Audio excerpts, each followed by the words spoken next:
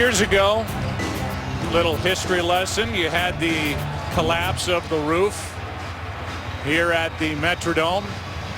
Last year on Christmas Eve, Adrian Peterson blows out his ACL, and this is the one-year anniversary of Adrian Peterson's surgery to repair that ligament, and unbelievably he is knocking on the door of history.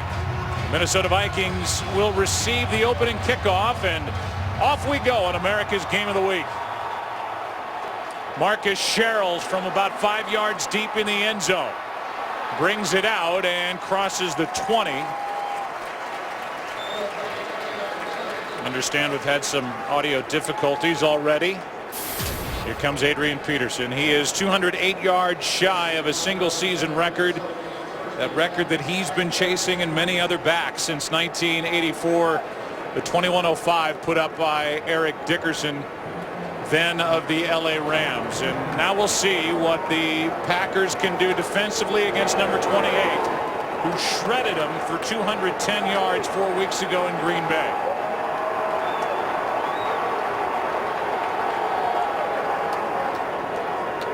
He gets it to start the day. Got hit right at the line of scrimmage by Morgan Burnett. No gain. And Troy will take a look at some of the faces and key players in this game when we give you the lineups. A couple of Pro Bowl alternates, Khalil and Sullivan on the offensive line that's been healthy all year. And then the two Pro Bowlers, not just Peterson, but the guy blocking for him. Jerome Felton, he's had a heck of a season, as it showed. A Pro Bowl year, and Adrian Peterson credits him for a lot of his success. 2nd down and 10. They fake a toss, pass is caught. And the first completion of the day is to Rudolph, and Rudolph's got enough for a first down. Really a nice start right there for Christian Ponder, and he shows some good patience here. We've seen him where he's been quick to leave the pocket. He gets off of his first read, which was in the flat, comes right back. Really his go-to guy, Kyle Rudolph, there at the second level. Yeah, he's their big weapon. This is not a team that features a lot of completions to wide receivers, as opposed to the Green Bay Packers. First down at their own 33.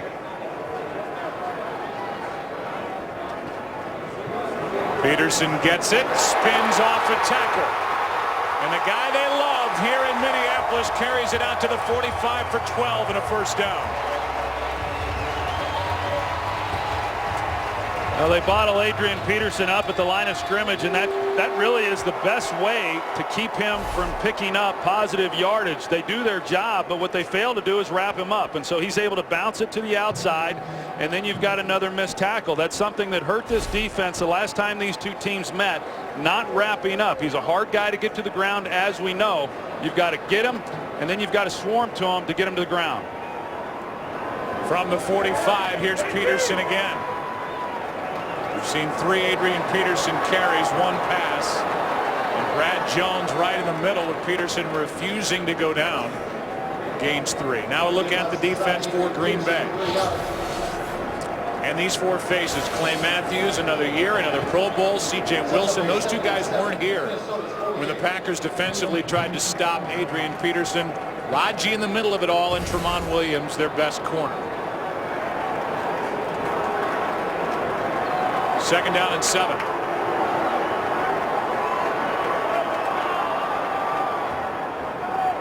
Ponder in trouble. Raji in his face, and the pass is incomplete. B.J. Raji got a piece of it. 3rd down coming up for Minnesota. Well, B.J. Raji has really elevated his game here in the last month of the season. He's right in the middle, and I thought he went through a stretch there, Joe, where he was not playing very good football, but he has been very disruptive the last couple of weeks. He certainly is here. He beats his man right in the middle, gets pressure on Christian Ponder, and just nowhere to go with the football. Excellent job by Ponder just getting it out and avoiding the sack. So now 3rd down and 7. Gerhardt in the backfield for the first time. Peterson out of the ball game, and Ponder finds a man and has got a first down. The catch made by Simpson. Good for 8.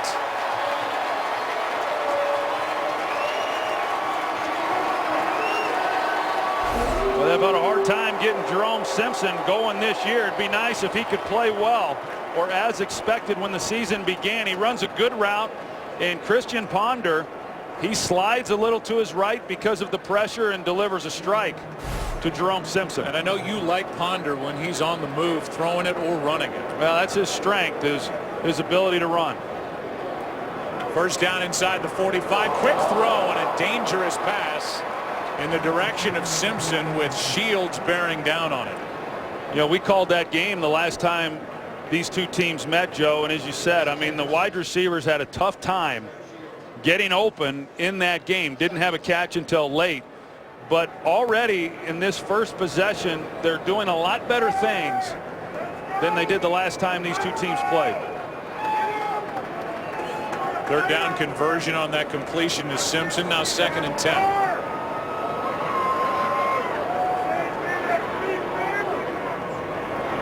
Ponder out to his right. Throws it away. Chased by Eric Walden. 3rd down and 10 coming up. I think one of the things that has held back Ponder is his ability to get to his 2nd and 3rd receivers. This was not his primary guy, Michael Jenkins, but if he comes off of the outside receiver and then goes through his progressions, he's able to see Jenkins flash in front of him and could have been an easy completion. That's one of the areas where they're trying to get some improvement from this second-year quarterback. On 3rd down and 10. Late rush by Clay Matthews. Ponder going to try and run for it, and he won't get it. But with one of the game's best place kickers on their roster, right now the Vikings are well within the range of Blair Walsh. And they'll try to get points in the opening possession. It'll be a 54-yard try. He's been pretty good.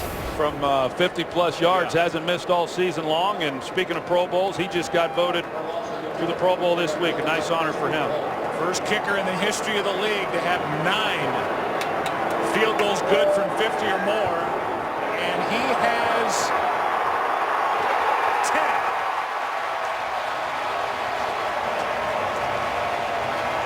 What a weapon. Blair Walsh, and more first possession points. Good hold by Kluwe after a bobble, and it just creeps over the crossbar. Vikes up by 3. It was a little 8-yard run by Christian Ponder on 3rd and 10 that made it a 54-yard try for Walsh. He did the rest. 3-0 Minnesota. They win, and they're in the playoffs. Remember, no Randall Cobb out with a bad knee, and so Jeremy Ross takes a knee. That's a big weapon that number 12 doesn't have. No Randall Cobb, but he's got plenty others. Down by 3.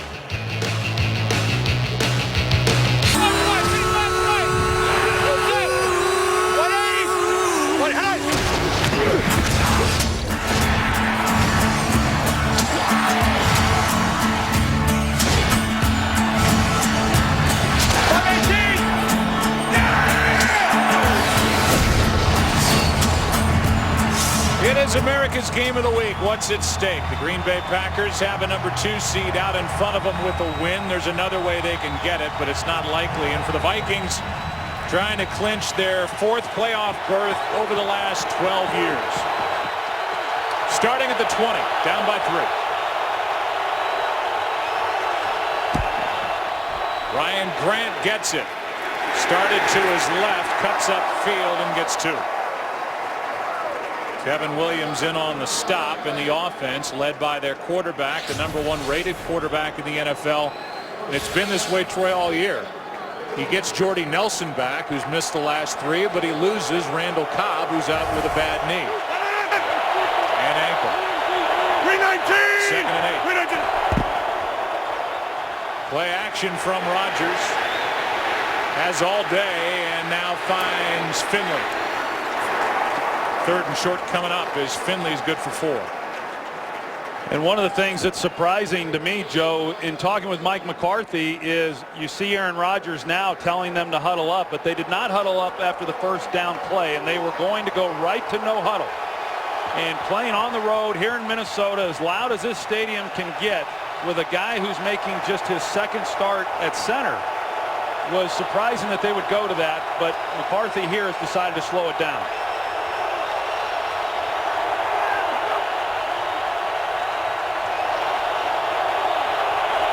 Third down and 4. Rodgers steps up. Flutter ball and nearly picked off. Looking for James Jones, and there was a play to be made along the sideline. Pass incomplete, and Cook almost came away with a pick. Yeah, Chris Cook, who he's come back from his injury last week, has a golden opportunity to break on that and make a play. Boy, that would have been a great start for Minnesota had they been able to make that interception, and one Cook should have made. Good punt by Mastay, with Sherrills having to retreat to the 15. Marcus Sherrills, a nice return out near the 40. A 25-yard return by Marcus Sherrills after a 59-yard punt. Vikes have it up by 3. A look at the offensive line, talking over on the sideline with James Campen, as this drive for the Vikings, leading by 3, starts at the 40. Ready? What's up? Quick play action from Ponder. Look out, Christian. Down he goes. And they're going to say incomplete pass as Ponder's knee was almost down. Clay Matthews was a half step too late.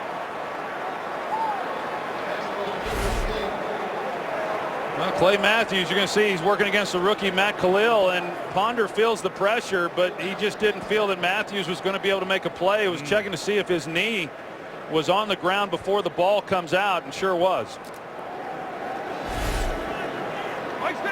Sure did look like his knee was down, and we're going to get a challenge for Mike McCarthy.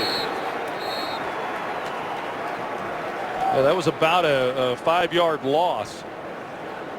You know, if he had gotten it closer to the line of scrimmage, or if the knee had gone down closer to the line of scrimmage, maybe it's not one you even worry about challenging, but that's fairly substantial yardage. The rule in the field is an incomplete pass. It's been challenged by Green Bay, saying it was down by contact. Timeout. Mike McCarthy is challenging the call made by Mike Carey, the referee. Right knee down, ball in his hand. Looks like that'll be a sack. Get the call when we come back.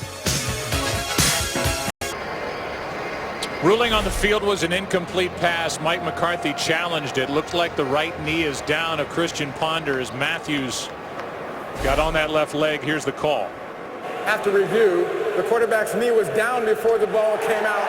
Therefore, it's a sack. It'll be second down at 33-yard line. Second and 33 on the 17. Green Bay wins the challenge and retain.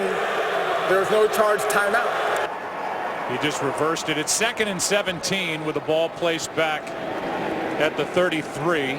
And Mike McCarthy now is 5 out of 8 in challenges this season. And with some of the head coaches we run across in the NFL, that percentage is unbelievable. Because how many bad challenge flags do we see week after week? That was a good one. Mike's 50. Second and 17. Down. Why not back up the Vikings, make them throw? Instead they hand to Peterson.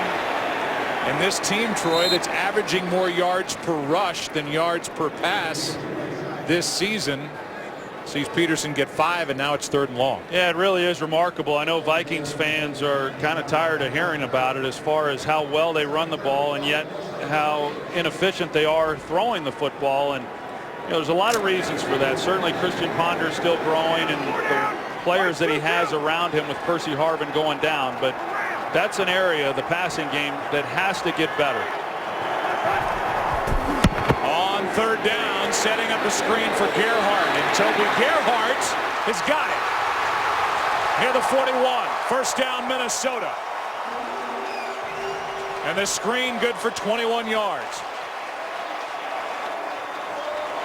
Well, we saw Matthews come in on the blind side of Christian Ponder for the sack. So what do? They come back and they screen him, and they work his side, knowing that he's given Matt Khalil some problems. They're on that side of the offensive line, and a good call there by offensive coordinator Bill Musgrave, and a big conversion for a 1st down. considering that they lost yardage on that first down sack. Yeah, 3rd down and 12. And a 21-yard catch and run. Now Peterson takes it down inches inside the 35, brought down by Jones. A gain of 5, and let's go to Patrick O'Neill with a game break. Joe, thanks. Texans losing earlier opens the door big time for the Denver Broncos. No Sean Moreno, opening drive, touchdown, 8 plays, 69 yards. So Peyton Manning and the Broncos, well, should they win, they have home field throughout the AFC. Joe, Troy, Peyton Manning, or Adrian Peterson, MVP? Have you given it any thought? I don't know how you look past number 28 here because he's all they've got offensively. And he gets it again. You just can't bring him down. Inside the 15, a big run by Adrian Peterson. Jennings on the stop, a carry of 22. Well, Brad Jones, he comes up. He's in a position to make a play, as you're going to see come into the screen there. And this is not one of those backs where you can come in and throw a shoulder and expect to get him on the ground. He's proven that not just this year, not just this game. He's proven it throughout his career. And as I said earlier, you need a lot of helmets coming to him. You got to hit him, you got to wrap him up, and then hope you get some help from your teammates. It's his 24th carry of 20 or more yards this season. Why not? Here he is again. Room to run. Brought down by Morgan Burnett after a gain of 5. And for a running back that came in needing 102 yards to become the 7th running back in the history of the league to get 2,000 yards on the ground, he is up to 54. Yeah, pretty good start for him. And I know last week going into that game against Houston, he was pretty confident that he would set the all-time record, break Eric Dickerson's record, and even needing 208 here today when we visited with him, Joe, he was still just as confident. 2nd and 5. Delayed handoff. Peterson. He makes it look easy. Touchdown.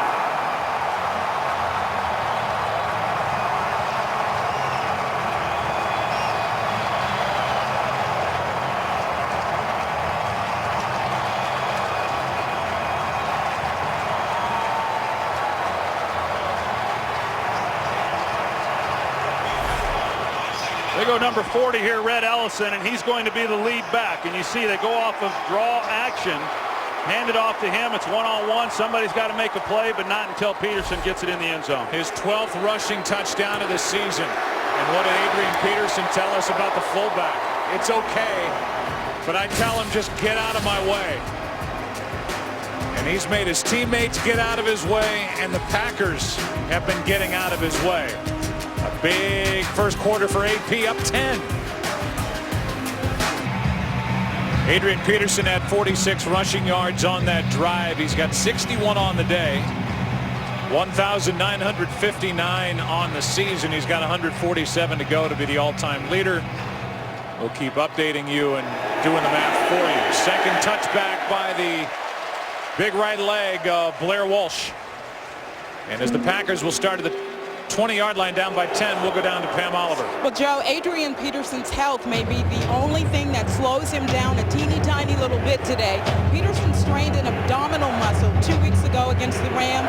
Head coach Leslie Frazier told me before the game he just wants to see how things go with Peterson running the ball and go from there. Naturally, Peterson proclaimed himself quite healthy. Back to you. Yeah, I think the Packers would agree.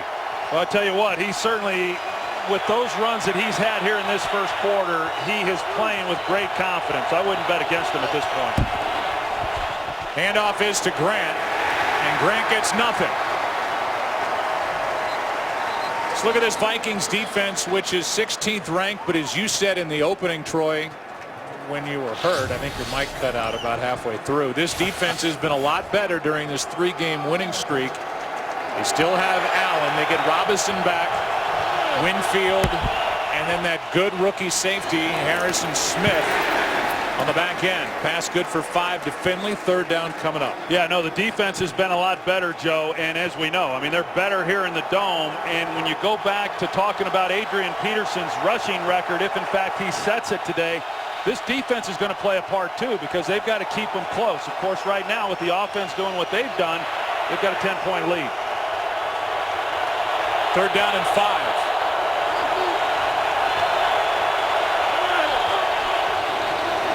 Blitz. Packers pick it up, but the ball's tipped at the line. And it's back-to-back 3-and-outs for Aaron Rodgers in the Green Bay offense. You talk about this Vikings defense, and it's a defense that Joe had given up, some yardage here recently, but the performance that they had last week and that win against the Houston Texans, who really had everything to play for, this team right now comes into this game with about as much confidence as you could hope for. It was Greenway that got a piece of that throw from Rodgers. Sherrill's on the return, trying to get to the sideline, and he is out of bounds at the 45. Let's take a look at all the backs who have gained 2,000. It's yours. Whose world is this? The world is yours. The world is yours. It's mine, it's mine, it's mine. Whose world is this? It's yours. It's mine, it's mine, it's mine. Whose world is this? The all-time record holder, Eric Dickerson, who does not want that record to fall. The long stride, that up and down running style, more straight up and down of Eric Dickerson, and AP's not too far away from that, and he gets swallowed up by B.J. Raji. Eric Dickerson is back home in California. He said he'd be watching the game today, and you're right. I mean, any of these record holders, regardless of what they say, they don't want their records to fall, but it's pretty safe in assuming that if that record is broken, Adrian Peterson would be a great guy to have it.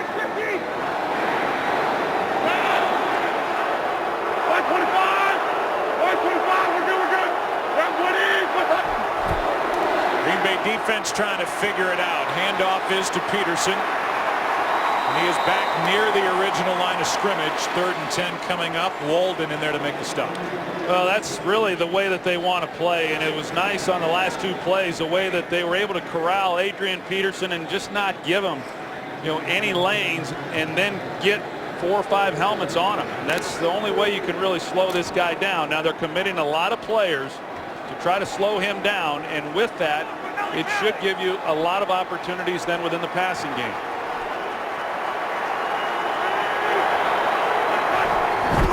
Third down and 10. Blitz. Pass called Jenkins, and he is brought down half a yard shy of a first down. Sam Shields with the sure-handed tackle.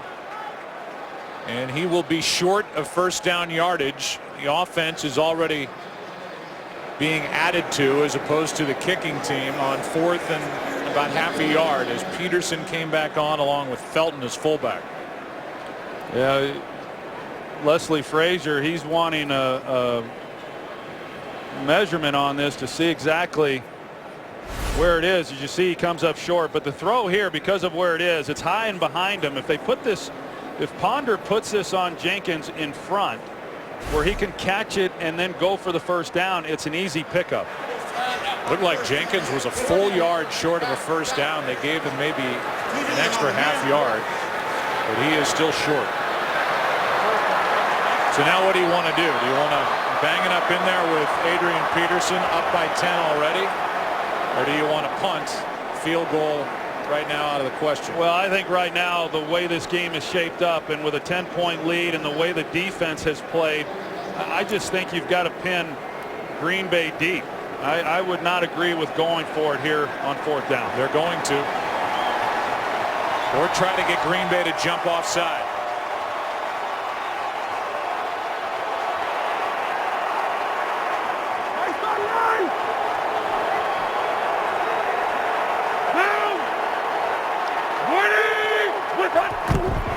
Peterson got it. Still going. Out of bounds inside the 40. And a little pose over on the sideline where the Packers are after a gain of 6. You can see initially he stopped, but his legs just don't stop moving.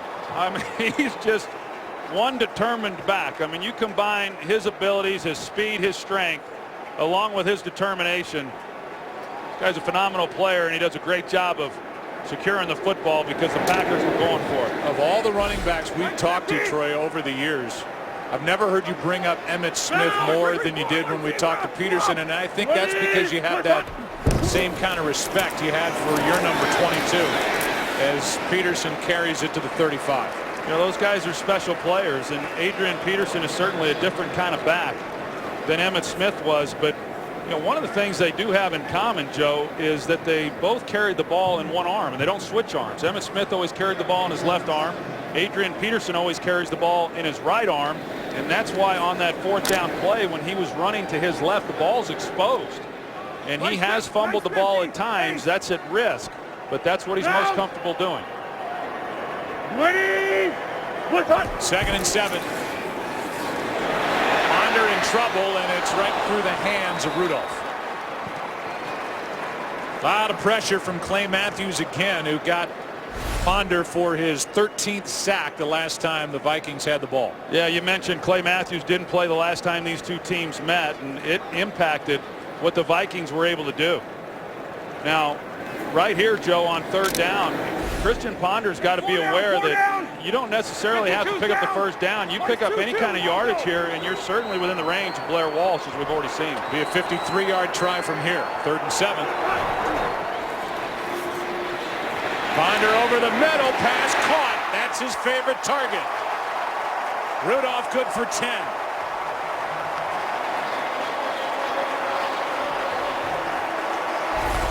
They put the safety on Kyle Rudolph, Jerron McMillan, and Rudolph, he runs a good route. He gets to where the 1st down is.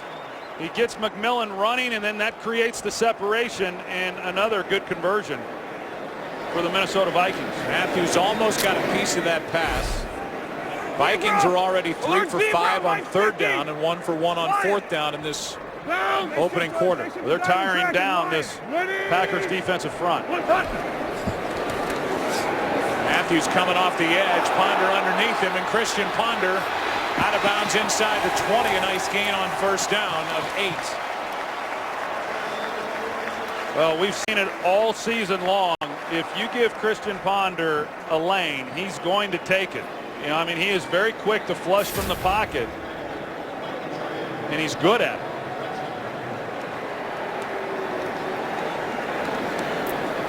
We need one more play before the end of the 1st quarter. Dom Capers, whose defense was just good enough, thanks to a couple of Morgan Burnett interceptions, to beat Minnesota at Lambeau 4 weeks ago. Has watched Peterson and company run right through his defense. Not this time, as Peterson is wrapped up in the backfield by A.J. Hawk, a loss of 2. 10-0. Thanks in large part to number 28. Vikings on top. A win, and they are in the playoffs. 2nd quarter coming up. Back after this from your local Fox station. The 1st quarter could not have gone any better for the Vikings. They have the advantage on the scoreboard in yards by 124 more than Green Bay, and plays. Time of possession, 9.5 minutes. They've kept reigning NFL MVP on the sideline, and 8 more 1st downs in the Packers. This one is incomplete for Jarius Wright, who, if over the last 3 games Christian Ponder has found a guy on the outside he likes, it's this rookie number 17. Yeah, rookie on rookie, and you see, I mean, they had a great opportunity there, and Christian Ponder had to let it go a little sooner than he wanted. Jarius Wright won on the route, and had he have been able to lay that just a little bit easier, good job by Wright, even locating the ball and trying to lay out and make a play. Chicago Bears and their fans are in that weird position of having to root today for Green Bay. It's not going so good for the Bears, who won today at Detroit, but they need a Green Bay win here in Minneapolis to get the Bears into the playoffs. Friday, one of the best bowl games of the year is on Fox, as Heisman Trophy winner and one of the most electrifying players in college football, Johnny Manziel, leads Texas A&M against the 11th ranked Sooners from Oklahoma. The AT&T Cotton Bowl Classic, Friday at 7:30 Eastern, only on Fox. And Adrian Peterson, of course, he went to Oklahoma. He's hoping that he's preparing for a game next week when that Cotton Bowl is being played. The Vikings could be playing their way right into a rematch in the 3rd matchup this season with the Green Bay Packers, which we have to wait and see what happens in the other late games, but you have to believe that Seattle should win. San Francisco should win. San Francisco would be a number 2 seed if that does happen. And that would kick Green Bay to a number 3 seed and a date at home next week, no off week, against the Vikings. Here's Ross from inside the end zone. Shows speed. Out across the 40. And exactly what the Packers needed from the first-year player out of Cal. 44-yard return by Jeremy Ross.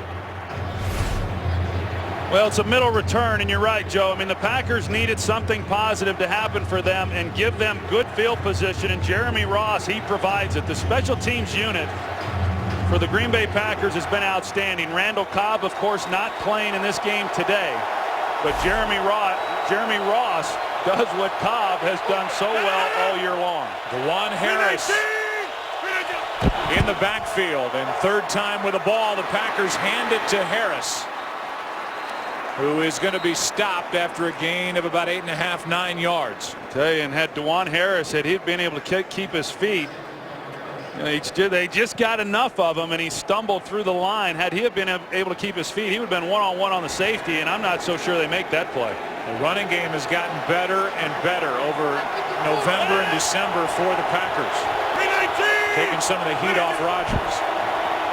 On second and short, Harris has got a first down, and he doesn't go down easily. He's listed at 5'8", but 203, and he is a tough running back to find and then bring down to the ground. Well, there's just not a lot of surface. You know, I mean, he keeps pretty low to the ground. He's not very tall as it is anyway. He hides in behind those offensive linemen. Now, this is a Packers offense that had success the last time running the football against the Vikings. James Starks was a part of that with Alex Green. Starks is not active today, out with a bad knee. Injured it in that game. Rodgers keeps it. Nowhere to go except into the arms of Jared Allen.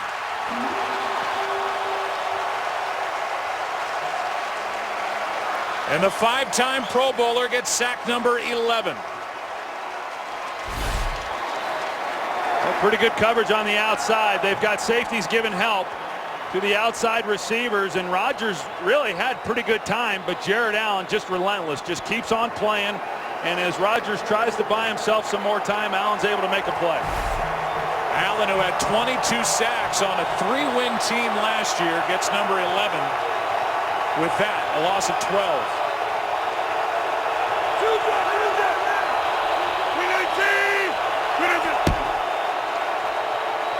On second down, penalty flags fly, and it's a delay of game. Before the snap, delay. Offense, 5-yard penalty to second down. Well, that's a big penalty as it wipes away what could have been a first down completion to Finley because he caught it in stride over the middle. You usually don't see that from a veteran quarterback like Aaron Rodgers. You know, he just gets it off maybe a tad late. Normally what happens is the official will look at the clock, and when it hits 0, he then takes his eyes off the clock and to the ball. And if it's happening at the same time, the offense gets the benefit of the doubt. That was close. Makes it 2nd and 27.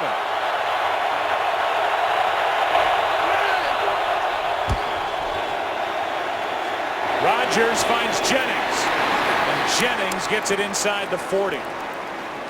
Troy, the Packers, even without Randall Cobb, who leads the NFL in combined yardage, they like their matchups across the board in this game, and they are excited to see Greg Jennings is back to his normal self playing in the slot. Well, that's really where he excels. I mean, he can play all the positions, but in the slot without Cobb, who had been playing that position so well with Jennings down, that helps them, the fact that he's now healthy. 20-yard completion. They may have 2 downs to get 7 yards.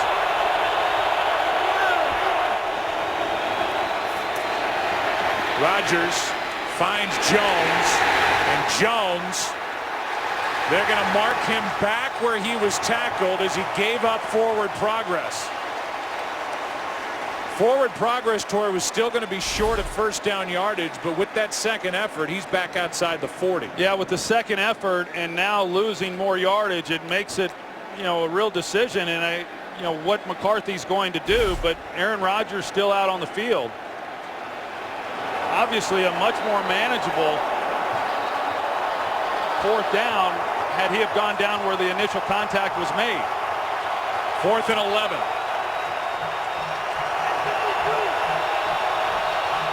And a timeout taken by McCarthy.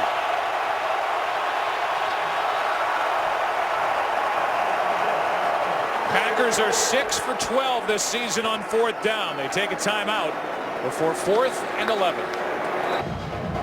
They lit up this city in Vikings colors this week in anticipation of this game, and there's Leslie Frazier, who has done a tremendous job this season.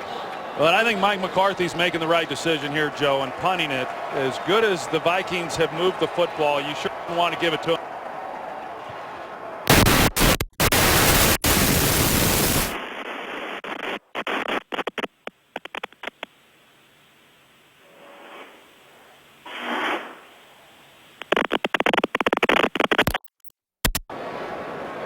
Fourth possession for the Vikings, up by 13. Adrian Peterson with 140 yards on the ground to go for the all-time record, chasing Eric Dickerson's 2105 in 1984. Been a frustrating start for the Packers and for the Bears, who need the Packers to win to get into the playoffs. Handoff is to Peterson. C.J. Wilson, who is back, and one of the best run defenders on the Green Bay defense, makes the play, no gain, and there are the first 3 possessions. 3 scores for Minnesota. Yeah, and I think Christian Ponder really has done a nice job. Talked about it coming in, that he had to manage the game and just not have some of the mistakes that really hurt this football team 4 weeks ago, and he's done that. I mean, he's missed a few throws, but he's been smart overall with the football, and then he's run when he's had the opportunity. 2nd down and 10. Ponder keeps it and floats it for Ellison. Rhett Ellison is into the arms of Jones. And Brad Jones drives him out of bounds after a gain of 6. Christian Ponder, and visiting with him, you have to go back, you have to watch that Packers game to get prepared for this one, and he talked about how painful it was to watch because he knew that he had made some poor decisions down there when they had opportunities to come away with points. And here Adrian Peterson rushed for 210 yards, and yet they weren't able to come away with a win in that game. 3rd down and 4.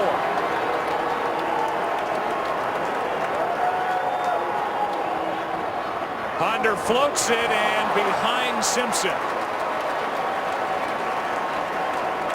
So a 3 and out for the first time forced by the Packer defense, as Green Bay will get it right back. Yeah, and that was not a good decision by Ponder on that throw, and had he have put that to where Simpson would have had an opportunity to make a catch, it likely would have been intercepted. Jeremy Ross waiting for the punt from Kluwe, and it's a good one. Ross makes a move, and he's showing something, returning punts. Still going down inside the 45. And if Aaron Rodgers has wanted Randall Cobb off the punt return and kick return teams, trying to keep him healthy for the offense, they may have an option now with Jeremy Ross. This one good for 32. Yeah, Mike McCarthy did not want to talk about whether Randall Cobb would be on special teams as a return guy. He says this is the way we're built for this year, but it was pretty clear that that was certainly going to change going into next season. My guess is after what we've already seen now from Ross, that may change the next time Cobb's healthy. Starting at the 42, toss to Harris. Cuts back across the line of scrimmage and is down to the 30, a carry of 12. DeJuan Harris, who wasn't even on this team 5 weeks ago, has given this team really a little bit of a spark since he's gotten some opportunities to run the football. As everybody knows, the Packers have had to do it by committee throughout this season. A number of guys, Cedric Benson, of course, starts out again today. But their running game has gotten improved here in recent weeks. Toss to Harris. And Harris on first down gets 2. Right now the Packers, as we're approaching halfway through the second quarter, have more rushing yards than pass yards in this opening half against the Vikings. 2nd down and 8 coming up. Ross set it up with that 32-yard punt return. Aaron Rodgers with 35 touchdowns, 8 interceptions, trying to figure out something through the air against the Vikings.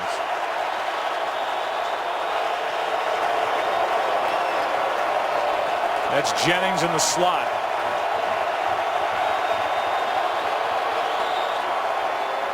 This one's floated for Nelson, and Nelson and Rodgers not on the same page. 3rd and 8. You were talking about the injuries that the Packers have had at wide receiver, and with Cobb not playing here today, you know, just Jordy Nelson and Greg Jennings, this is just the 5th game all season that they've been on the field together. Of course, Jordy Nelson has had the hamstring injuries and hasn't played since the last time they played the Vikings. You could see that look from Rodgers after Nelson stopped on that last incompletion. 3rd down. Pass is caught. Jones. And James Jones has a first down inside the 20. I was talking about it a little bit earlier with Christian Ponder. Watch the placement of this ball by Rodgers. Hits him right in stride. He's able to continue to run on the route and get the necessary yardage for the first down. Had that ball been thrown behind him, the Vikings make a play and they make a stop. First 3rd down conversion for Green Bay sets up a first down at the 17. Well, Rodgers getting frustrated with referee Mike Carey.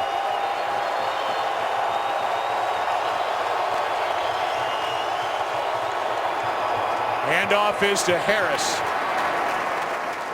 and he's down inside the 15. We saw Aaron Rodgers say something to the referee Mike Carey as he was getting out of the way, and I think Aaron Rodgers wants the ball spotted quicker, and he wants the officials out of the way so that when they go to their no huddle, they can run it at the tempo that they wish.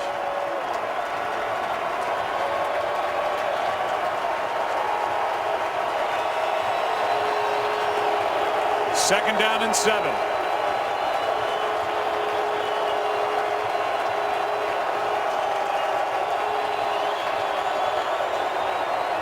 They fake the handoff. Allen coming with pressure. The pass is incomplete for Jordy Nelson.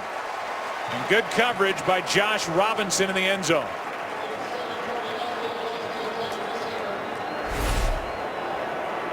It was excellent coverage. You see they're getting a lot of attention to Jordy Nelson, the underneath coverage, with Harrison Smith, the rookie safety, providing some help. And even with that, Rodgers throws a perfect ball and one that Jordy Nelson could have caught. 3rd down and 7.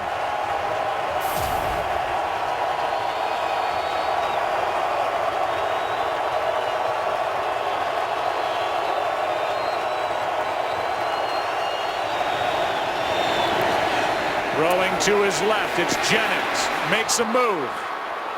And he may have it. He does. A first down, and that was all Greg Jennings after the catch. What an effort for a first down. You watch Jordy Nelson. He's not even expecting the throw. That's a designed play to where he's immediately going to go and be a blocker. Try to get the ball to the outside to Greg Jennings and allow him to then run up the sideline for the first down. I see the Packers do this on a number of their pass plays, and it's a fine line as to whether or not the blocker is engaged before the pass is completed. 8 yards on 3rd and 7. It's 1st and goal. Here's Harris. Nothing there. But this drive is continuing because of the 8 yards after the catch by Greg Jennings, and this is a defense that's allowing only 4.5 yards after the catch all season long. Talking about Minnesota, that's tied for the 4th lowest in the NFL, but Jennings wanted it. And now it's 2nd and goal from the 6 for the team that's 3rd best in the red zone on offense.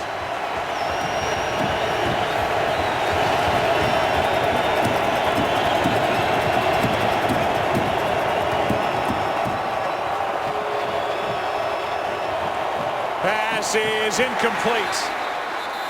Finley the intended target. And Cook was there defending for the Vikings. Well, Jermichael Finley, such a big target. Of course, Chris Cook, who they have missed because of the injury that he had, a broken arm, was back last week against Houston, had about 30 snaps, and they're counting on him to make the plays like he just made. 3rd down and goal.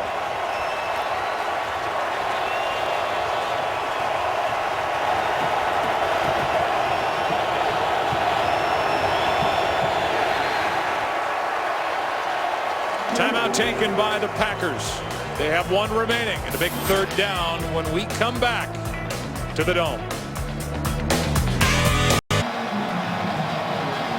3rd down and goal from the 6 for the Packers, down by 13.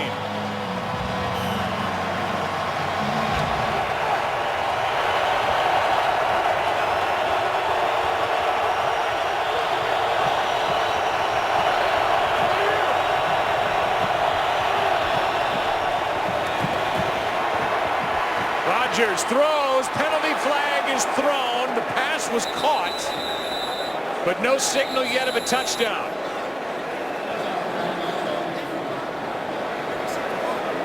It's Finley on the catch. It looked like his feet were in the end zone.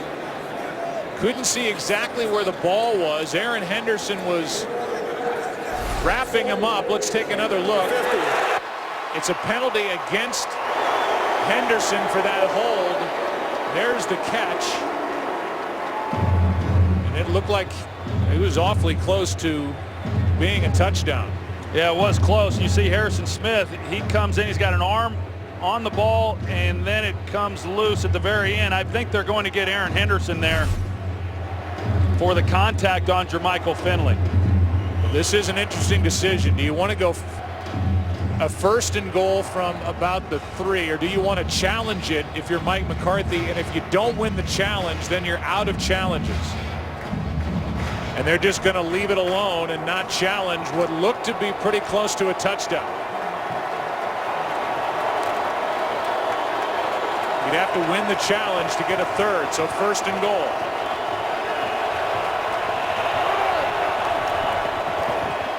Rodgers, pass is juggled and dropped by Jennings. Absolutely wide open, and Jennings could not haul it in. Yeah, they break the coverage, and so Jennings is in the flat just wide open and just fails to make the play. And you don't see that very often from Greg Jennings.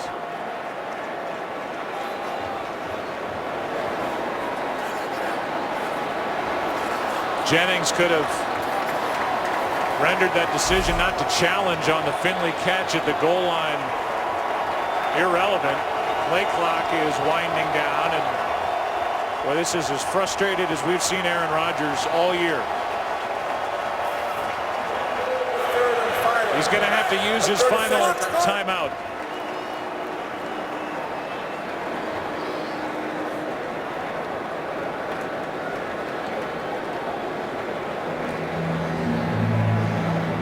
So it'll be 2nd down and goal.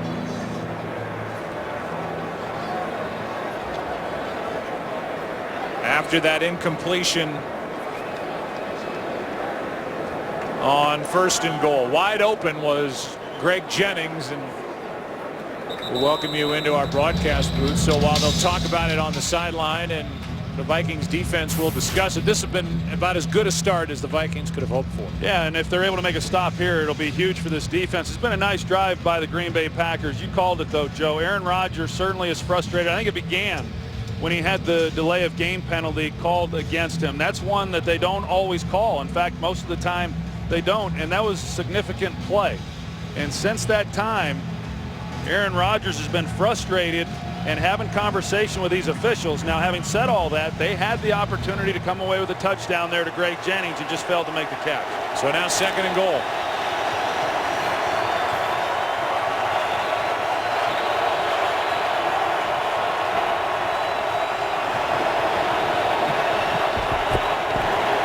Rodgers looking left, now out to his right. Nowhere to go, throws it away, 3rd and goal. Well, this secondary for the Minnesota Vikings does an outstanding job because these guys on the back end had to maintain coverage for so long because of Aaron Rodgers being able to get outside the pocket, and they did it. Aaron surveys the field as well as anybody. There's just nobody open. So now from what looked to be possible touchdown with Finley to a timeout taken by the Vikings defensively before 3rd and goal. Let's go back to that Finley play that was not challenged by Mike McCarthy. As Finley made the catch, he was held. That set up the 1st and goal, but the question is, did he secure the catch while across the goal line? Yeah, I'm not sure he did, Joe. I mean, Harrison Smith comes in and he gets his right hand on the ball and it's moving. Of course, there was no visual evidence there. I wasn't even certain that he had in fact made the catch, had it have been reviewed. And again, had McCarthy challenged it and not won the challenge, he would have been out of challenges the rest of the day.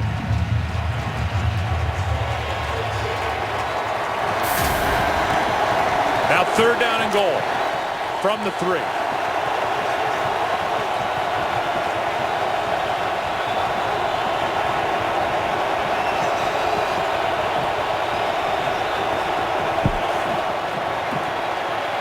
Rodgers with all day again. Finds Jennings, who this time hangs on for the touchdown.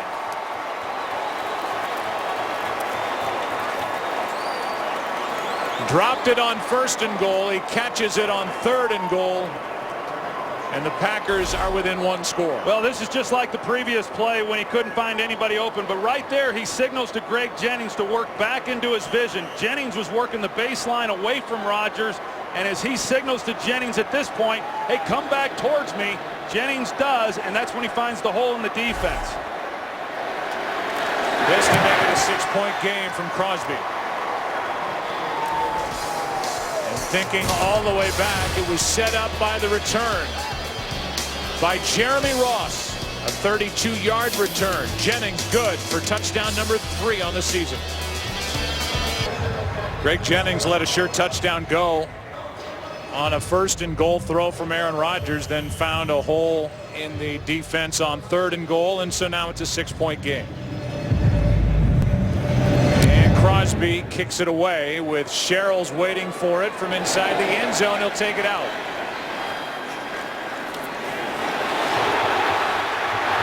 Nice return by Sherrills out near the 40, just shy of it.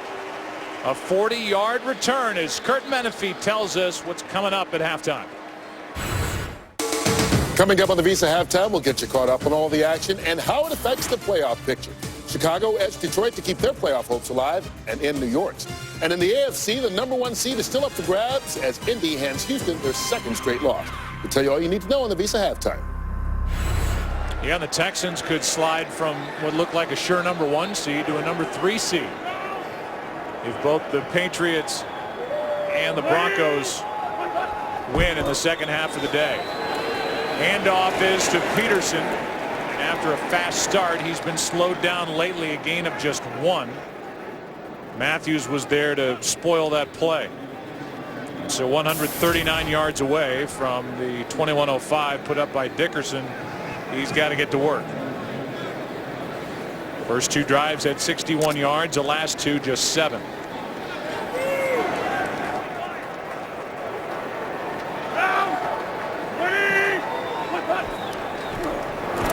Blitz coming from Burnett. This one up for grabs, and it is caught by Wright.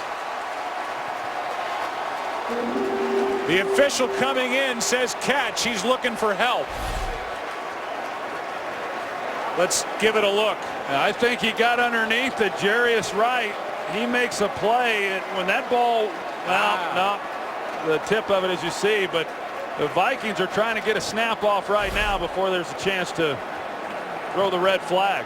We're outside of 2 minutes. The Packers don't have any timeouts remaining, so they can't challenge. As the handoff is to Peterson.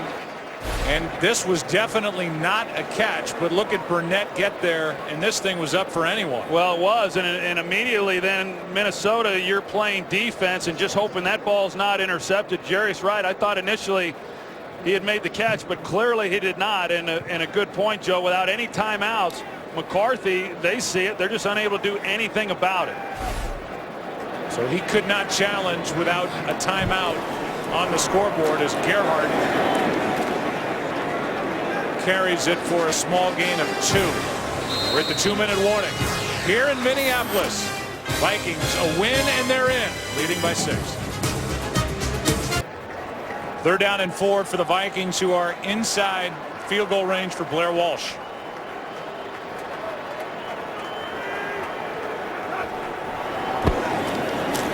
Ponder throws and it's bobbled but caught by Simpson for a first down. Another good throw from Ponder on 3rd down, a gain of 10. Yeah, it really was, and they brought pressure to Ponder's front side. You see the separation, a good job by Simpson of getting the separation and then securing the catch, even though it was bobbled initially. Sam Shields was in coverage. Here's the pressure on the front side, but the Vikings block it up beautifully. And Ponder, who was warming up prior to that 3rd down play because he'd injured his elbow on the hit he took. Here's Peterson. Look at Adrian Peterson down inside the 15. Shields stops his progress. Williams in on the stop and a gain of 18. There was nothing there, and Adrian Peterson turns that into 1st and goal. Well, Morgan Burnett was in the hole in the backfield, was there to make a play, and I'm not sure why he didn't get his hands on Adrian Peterson, but he didn't. And Peterson is able to get loose. You're going to see number 42 there, and he just doesn't go after Peterson. I don't know if he didn't realize that he actually had the ball, but he's late. Peterson breaks the tackle, and he gets a nice gain out of the play. Adrian is up to 91 yards rushing on the day. And here's that, what you were talking about, Ponder banging his throwing arm on the helmet of Morgan Burnett as he went to the ground, and during the timeout he was warming up that arm and then followed that up with a 10-yard completion to Simpson for a first down. Yeah, the elbow was bothering him. He threw some balls, felt confident enough with it, and delivered a strike on 3rd down. Vikings took a timeout. They have 1 left. 1st and goal from the 8. Ponder. Wright. Touchdown.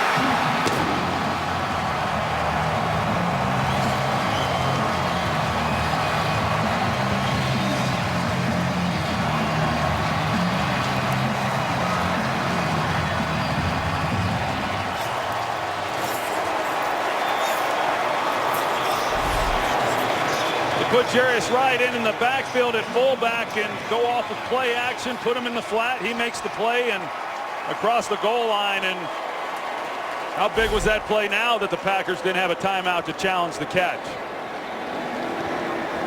They're starting to use Jarius Wright with the Vikings the way the Packers use Randall Cobb, or as you mentioned during the week, the Redskins use Brandon Banks. Here's that catch earlier that looked like it was trapped by Jarius Wright, but Mike McCarthy did not have a timeout, so he couldn't challenge it. A few plays later, after another impressive 18-yard run by Adrian Peterson, an 8-yard touchdown to number 17. Yeah, and you think back to the last timeout that the Packers had to burn was because the clock was running down when they were inside the 5-yard line, and Aaron Rodgers had to use it, so they couldn't challenge the call. And a nice job by the Vikings being able to, even after that, being able to go down the field and come away with a touchdown. Joe, you mentioned Jarius Wright, a guy who was inactive the first 9 weeks of the season, got his opportunity because of the injury to Percy Harvin, and he's made the most of it. In fact, right now, he's the best wide receiver they have on the team. Vikings with 5 possessions, 4 scores, and a 13-point lead. Troy, if we came on the air talking about what we expected to see, obviously a lot of Adrian Peterson, but would Christian Ponder be good enough to keep this Green Bay defense honest? The answer so far is yes. Here's the kick by Walsh. That is his 3rd touchback of the day. 52nd of the season. Yeah, and as I said coming in, Joe, you look at these teams that are vying for a playoff spot, that are in the playoffs, those quarterbacks are some of the best in the game, including this guy right here, Aaron Rodgers. That's not how the Minnesota Vikings are built. Not taking anything away from Christian Ponder or what he has to do. The defense has to continue to do the things they've done. They run the ball with Adrian Peterson, and they have won a lot of games without having to get a lot of production out of their quarterback. And as long as he doesn't make the mistakes, which he has not done here in the first half, this team's going to be hard to beat. See the total yards and the difference. Packers do not have a timeout. That hurt them defensively, and now will factor in offensively as Jennings is good for 14. Well, this becomes a big drive for really both teams. If the Packers are able to come away with points on this drive, it's significant going in at half.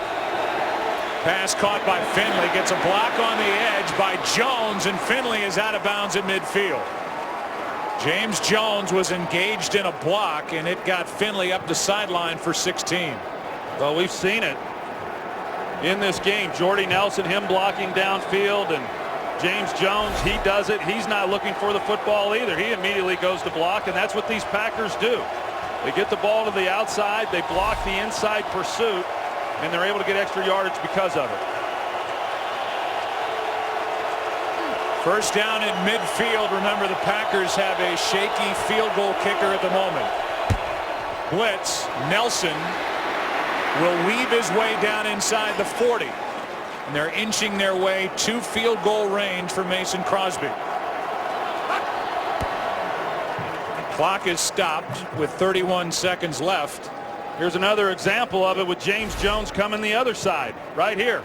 He's in the slot. He's not expecting the pass. He's just going to go block. And because of that, the guy who would be making the tackle is blocked. And Jordy Nelson able to get a lot more yards out of the play than you otherwise would. Mason Crosby has got a big leg, but he's missed more field goals than any other kicker in the NFL this season. On 2nd and 10, Rodgers in trouble. Can't get rid of it. Everson Griffin makes the play. And a big sack for number 97, his 6th of the year. This guy's had a heck of a season. Last week he got the start because of Robinson, and he can put pressure on the quarterback. Packers get a quick one to Finley. He needs to get out of bounds, and he will. And a smart play to put Green Bay and Mason Crosby in field goal range for points before the half. Now, that previous play, when Griffin was able to get to Rodgers, you're going to see Jordy Nelson, and he came loose. There's a lot of field there, and Rodgers saw him late. But just as he's trying to get the ball thrown, Griffin was there to make a key stop. With a big 14-yard completion to Finley to set up a 51-yard try by Crosby. And Crosby absolutely drills it. Just his 2nd of the season from this range beyond 50. And the 51-yarder from the kicker that Mike McCarthy and Ted Thompson have stuck with through a trying season makes this a 10-point game at the half. Joe, that would have been good from 61 yards. Absolutely drilled by Crosby. So Rodgers got him in position. They know how to handle their 2-minute offense. 10-point game. Piece of halftime coming up right now. You just can't bring him down. Peterson, he makes it look easy. Touchdown. America's Game of the Week. We welcome you back to Minneapolis. 20-10. The Vikings are on top, and we welcome you inside our broadcast booth. I'm Joe Buck. That's Troy Aikman. And 3 big points scored by the Packers before the half to make it a 10-point game. But the pressure's on the Vikings in this one, trying to win their 4th straight, and they've done a lot of things well here today. Yeah, they have. I mean, the things that they wanted to do and really needed to do to win this game have come to pass. I mean, with the exception of giving up the 3 points there, to end the first half. But they've run the ball well, certainly with Adrian Peterson. Christian Ponder's done a nice job. He's, it hasn't been real spectacular, but he's made plays when he's kind of needed to and moved the chains. And then defensively, they've been able to frustrate Aaron Rodgers. Well, that defense will be back on the field here to start the second half. You can follow your favorite team all season long by going to itunes.com/NFL. Walsh has got 3 touchbacks in this game. He's got 52 on the year, and he is in the top 5 in that category. So his rookie season has gone about as well as it could go. 6th-round pick out of Georgia. They got rid of Ryan Longwell, longtime Packer favorite as well, to give Walsh the job. And he booms another one into the back of the end zone. Let's go down to the field and Pam Oliver. Well, Joe, Mike McCarthy, he didn't address offense or defense first. His main thing was spotting of the ball and how long it takes to do that. He says the officials are just way too slow. As for Leslie Frazier, he said defensively we got to create some turnovers. I asked if he's concerned about the record for Adrian Peterson. He said we're just going to do what we do, run the ball and try to win a ball game. Back to you. Yeah, it's not on the list of priorities, but usually when he has big games, so do the Vikings trying to win here today. I kind of feel like if the Vikings are going to win this game, he'll get the record. Here is Harris running left, now cutting upfield. And Dewan picks up 5. Harrison Smith on the tackle, and we look at the statistics halfway through it. 91 yards rushing, by the way, for Adrian Peterson so far. He is 11 away from 2,000 on the year. 2nd and 5.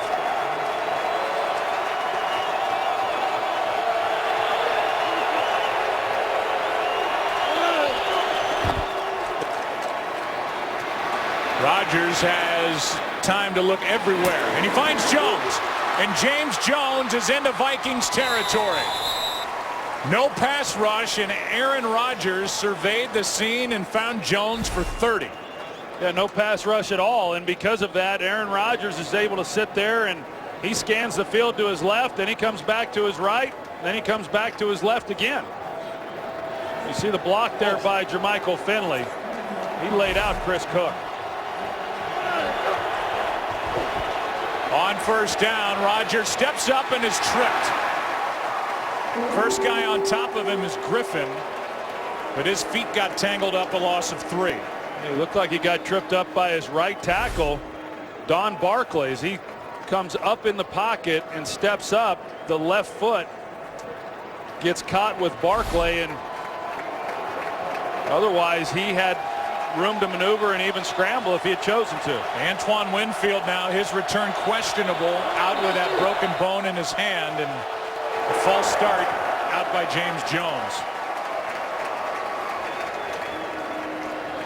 False start offense, number 88, 89. 5-yard penalty, still 2nd down. You know, the silent count has gotten very sophisticated over the years, that even when you're a road team, you're able to use the hard count. Aaron Rodgers does there, and his own team is called for the false start. That said, I don't know that there's a team in the NFL that is less afraid of a 2nd and 18 than the Packers. Pass caught. That's Jennings, makes a move. 2 Vikings ran into each other. Jennings down the sideline.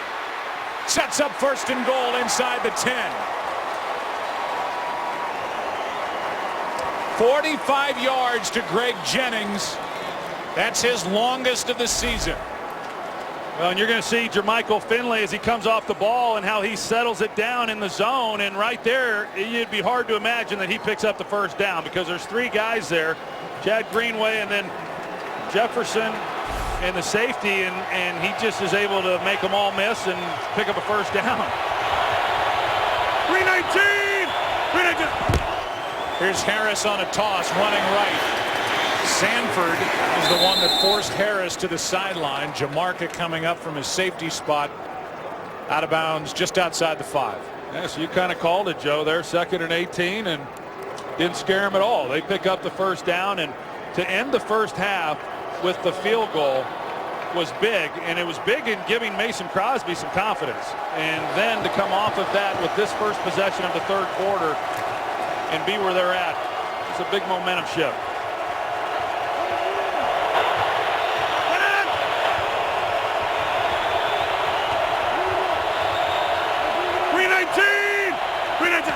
2nd and goal.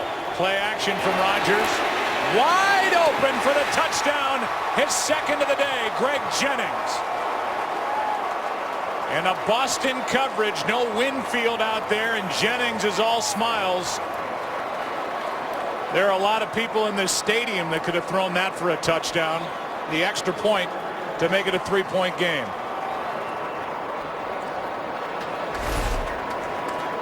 There's Greg Jennings in the slot. You'll take a look here and see what exactly happened. The corner chases the slant route and does not stay outside, and he thought he was in man. The others that were playing zone, and that's how you get that open. Mike McCarthy told us yesterday, I can't wait to see Greg Jennings back in the slot, which is where Randall Cobb has been. 6 catches, 95 yards, 2 touchdowns. It's a 3-point game in the Twin Cities.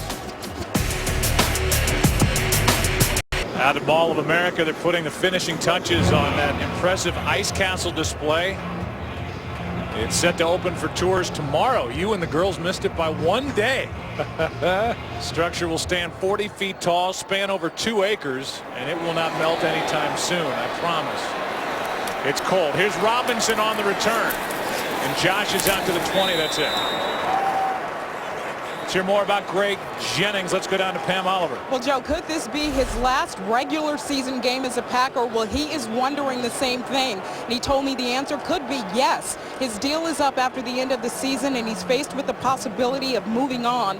He admitted he may be expendable with the emergence of Randall Cobb and his versatility. Back to you. Well, thanks, Pam. And as Mike McCarthy told us, Greg Jennings went to the Pro Bowl playing the slot, and he's back in that position. He is having his best day of the season. Handoff is to Peterson, gets by Raji, gets by Pickett, gets into the secondary, and M.D. Jennings forces him out of bounds at the 40. A 20-yard run, and now he is over 2,000 yards for the season, the 7th running back in the history of the league to get there. And what a great run for him to get it on, Joe, because the Packers were in a great position to make a play on him. They had Eric Walden out there. They had the extra defender in a position, and yet he's able to just outrun everybody in pretty much a signature Adrian Peterson run in terms of you do all you can with personnel, and it's not enough. He's less than 100 yards, by the way, short of the all-time record. Even closer to it as he crosses the 45, a gain of 6. Well, we talked about it a little while ago, Joe, that for him to get the record, then certainly defensively, they've got to be able to make some stops, get the ball back into Minnesota's hands. And that last drive by the Packers, there was just no pass rush, and if they don't start generating that like they were at times in that first half, Aaron Rodgers picked them apart. They play action, and the pass incomplete for Jarius Wright. And I don't know a team in the NFL that should be able to get more out of play action than the Vikings when you fake it to Adrian Peterson, because you just figure he's going to get it every time Ponder takes a snap. And you don't see a lot of throws down the field. You know, I mean, you're constantly given one-on-one coverage, and you think you would see more and more shots down the field, at least taking chances, and I don't recall one at all there in the first half. Ponder on 3rd down, pass nearly picked off by the rookie. Casey Hayward almost had number 7. And after 1 first down, the punt team comes back for the Vikings. Well, Casey Hayward, he's anticipating slant, so he's playing hard inside. And when you've got a defensive player that's that far inside, you're just not going to win. I mean, it's going to be contested, and Casey Hayward has been excellent. He's really had a nice rookie year, as you said. They've got that good slot defensive back working on the tight end, Rudolph. Almost came away with number 7 on the season. Here's Ross. No fair catch, and Ross is tough to bring down. How about him? Another guy that Ted Thompson, the general manager of the Packers, has found. 10-yard return, and there wasn't much there. Packers have it down by 3.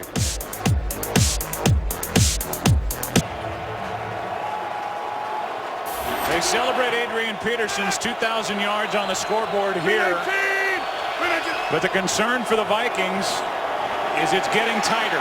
3-point game. And Rodgers just throws it away. Great coverage downfield, but they're going to get Jasper Brinkley for shoving Rodgers to the ground. Personal foul, roughing the passer, number 54 of the defense. Clearly the ball was gone. Unnecessary roughness, 15 yards, first down. Well, here's the problem with it, Joe, is the ball comes out, the quarterback's afforded 2 steps, and if he's hit within that 2-step period, then it's not a penalty. And Rodgers, in my opinion, had not taken the 2 steps. But having said that, Jasper Brinkley did not need to hit him. I mean, he knew the ball came out, and that's just not a very smart play on his part. I mean, you know that these officials are going to protect the quarterback. How does that make ex-quarterbacks feel that got plastered after every time they threw it away? A little upset. I mean, I don't like seeing it, but it's what it is. From the 36, first down after the 15-yard penalty to Brinkley. Screen for Harris. And DeJuan Harris, he is tough to bring down. First down, Green Bay, down by 3. Here's Patrick O'Neill with a game break. All right, Joe, let's check in on the Denver Broncos taking on KC. Peyton Manning, take a look at this catch by Demaryius Thomas. One hand. Well, looks like 11 straight wins and home field throughout for Denver with a 28-3 lead. Back to Joe and Troy. So they're in the business of wrapping up that number 1 seed. Thank you, Patrick. First down for Green Bay, trying to wrap up a number 2 seed in the NFC. DeJuan Harris over the right side on first down. Gets 2. Aaron Henderson on the stop, and the playoff picture is pretty easy to go through. Right now it's Chicago in, but a win by Minnesota. The Vikings are in, the Bears are out. Seattle is losing at home to the Rams, believe it or not. Rams are undefeated this year in the NFC West, and San Francisco is up 17-6 at home over Arizona. They're in the battle with Green Bay for that number 2 seed. Here's Harris. They're going to like what they have in him. He was with Jacksonville last year. He gets 6. Yeah, he's run the ball well here in this ball game. You know, all of these runners that they have, they're all different, and they all kind of have their different strengths, and they've got their own little packages when they're in the game. And Green Bay, as they go back to some of that no huddle.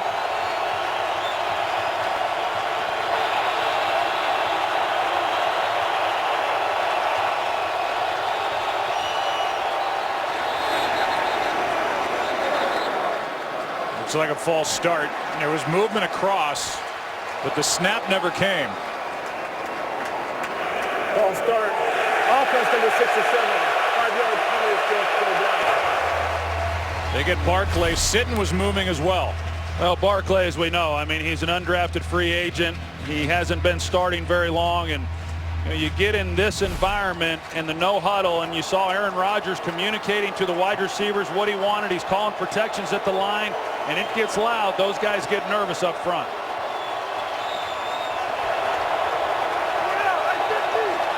Third down and 7.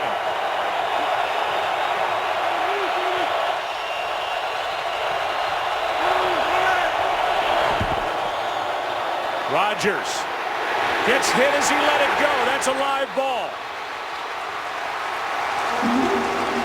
Knocked out by Robinson. It looked like the Vikings got on top of it. It's a fumble by Aaron Rodgers. The Vikings were closest to it when that pile started. Harrison Smith thinks Minnesota has it. And Mike Carey lets the side judge and others untangle that mess. Vikings football. Sanford comes out of the pile with the ball. Hand empty as the arm goes forward. Ruled a fumble, no pass. Sanford with a recovery. Robinson knocked it out. First turnover of the day. Vikings have it up 3 at midfield.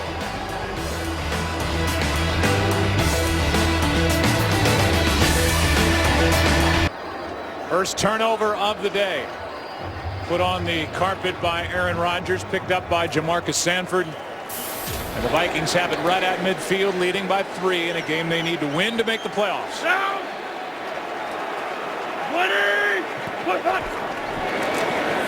Play action. Ponder down the middle's got Simpson inside the 30.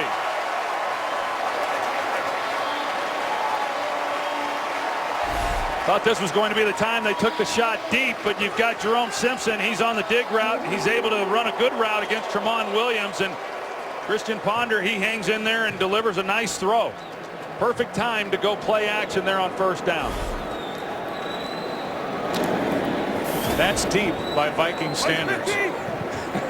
21 yards. That's the first one over 20 on the day. Start calling him Daryl LaMonica. Here's Peterson over the right side, and he is swarmed. No gain. Let's go back to the turnover and the fumble by Rodgers. Well, it's just great job of continuing to play by Brian Robinson. As you see, Rodgers bringing the arm back, the ball gets knocked out, and the Vikings had played man coverage across the board. There was opportunity down the field, but that's the pass rush that you've got to be able to get on Rodgers. Otherwise, they have a matchup problem, especially with Antoine Winfield not on the field. Second down and 11. And movement by Charlie Johnson.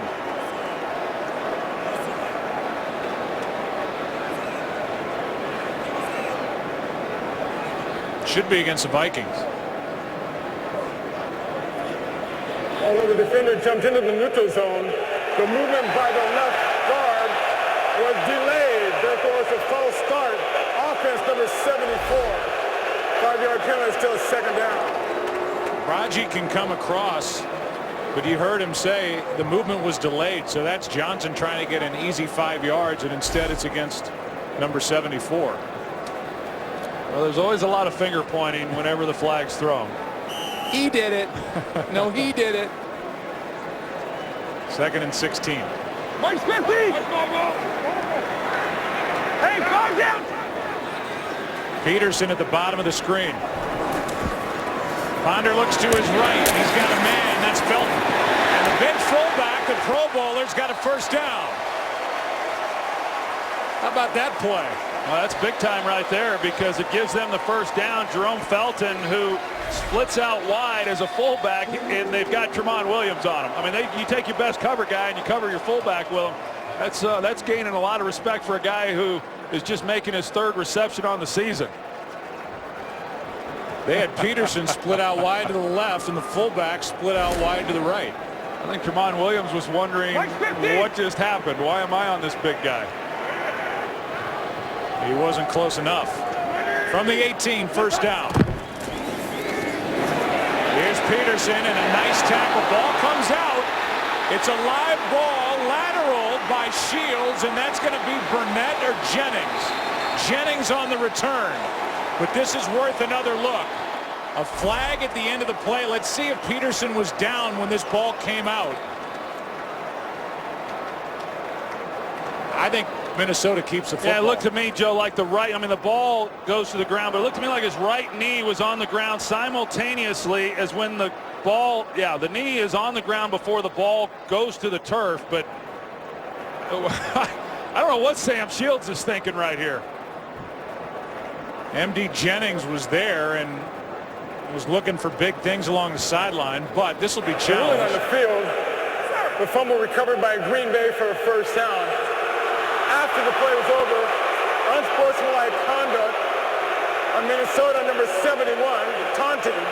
It's a 15-yard penalty from the end of the run, first down. We'll review the previous play. They're going to review it because it's a turnover play. They've got load hold for unsportsmanlike conduct. But in our opinion, and I think I speak for you, you do, the Vikings will keep the football as they lead by 3. The ruling on the field was fumble. We just checked in with Mike Pereira. He agrees that the knee was down before the ball comes out. Then there's an unsportsmanlike conduct penalty. Peterson, by the way, has only lost 2 fumbles all season long, and then Lodeholt came over and knocked it out of the arms of Jennings. That would still be enforced, that penalty, even if Minnesota retains possession. It would be a 2nd and 27 at the 35 by our calculations. The play originally was a 1st and 10 at the 18. The best part of that was Phil Lodeholt was trying to tell the official that all he was doing was jogging off the field and did nothing wrong. The videotape proves otherwise. And here comes Mike Carey. So we think Minnesota keeps it, and then they mark the penalty off to move it back to the 35. After review, the runner is down by contact at the 10-yard line. However, this 15-yard unfortunate like will still be enforced. 15 yards from the 20-yard line to the 35. The clock is good. 2nd down. That's just good, simple arithmetic by Ed Sfida, our statistician in the booth. So it's 2nd and 27 from the 35. Ed added all that up. He did. Way to go, Ed. Philadelphia zone. Been a rough day for him. The Eagles didn't really finish on a high note with the Andy Reid era in Jersey. I'll tell you, Joe, there's 2 rules of thought right here. If I were the Vikings, one, I'd give the ball to Peterson because you know that he's hot about putting the ball on the ground and he's going to run awfully hard. Or you go play action hard and then you take that shot down the field that they have yet to take. 2nd and 27, and they are inside field goal range for Walsh. Here's Peterson. Adrian Peterson out of bounds inside the 10 at the 7.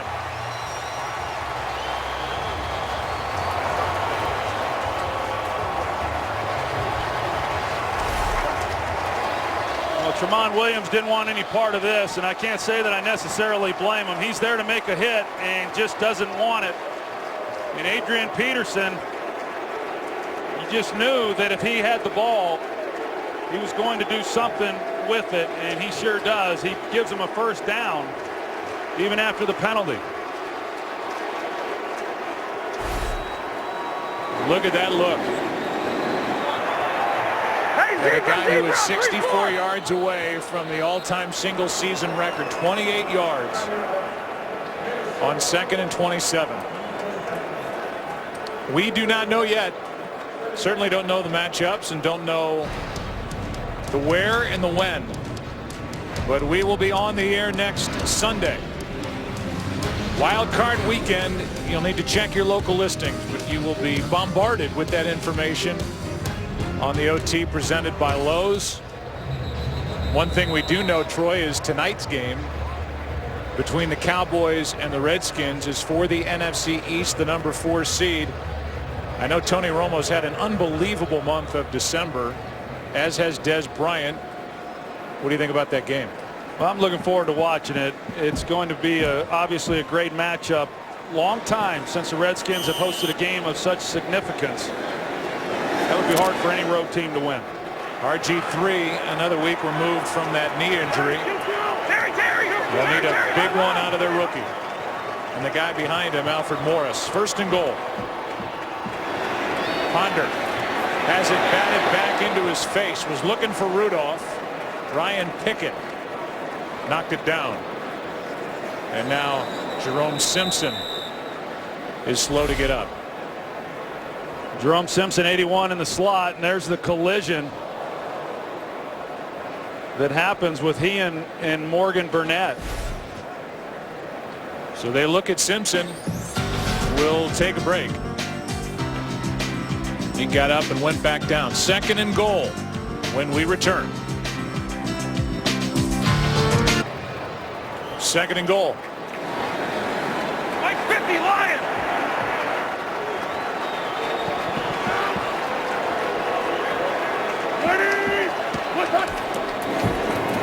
Peterson stood up by Brad Jones. Good work by the inside linebacker Brad Jones The third to try that spot for the Packers this year, from Bishop to Smith to Jones. Yeah, no, it was a really good play there by Brad Jones. We saw earlier in the game when he failed to make the play, and that's a lot harder task than you would think, but he made it. Peterson at the bottom of the screen. Empty backfield with Ponder. Up to Ponder, over the middle, flags fly, incomplete, but there were flags on the coverage. It's a hold and an automatic first down. A hold on Rudolph, who ended up Half the distance to the goal, automatic. First down. They get McMillan. Yeah, Jerron McMillan, he definitely grabs him. He's got a hold of his jersey. I don't know what he's arguing about, but the official sees it. Still, Rudolph is able to make the catch, just unable to get his feet in bounds, but a big penalty there that keeps this drive alive. Now first and goal from the 2. On first down last time, they went shotgun and threw it. I'd be surprised if Peterson doesn't get it here. There he is. Well played.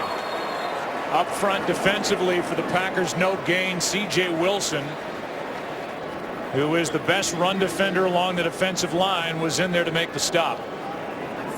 He'd been inactive the last 4 games with a knee injury, and they needed him to come back.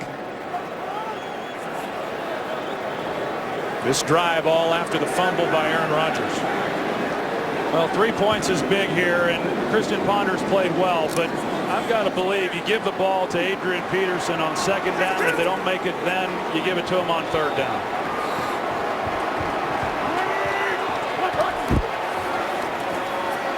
Ponder keeps it, flips it, he's got it through the air. Touchdown, Adrian Peterson.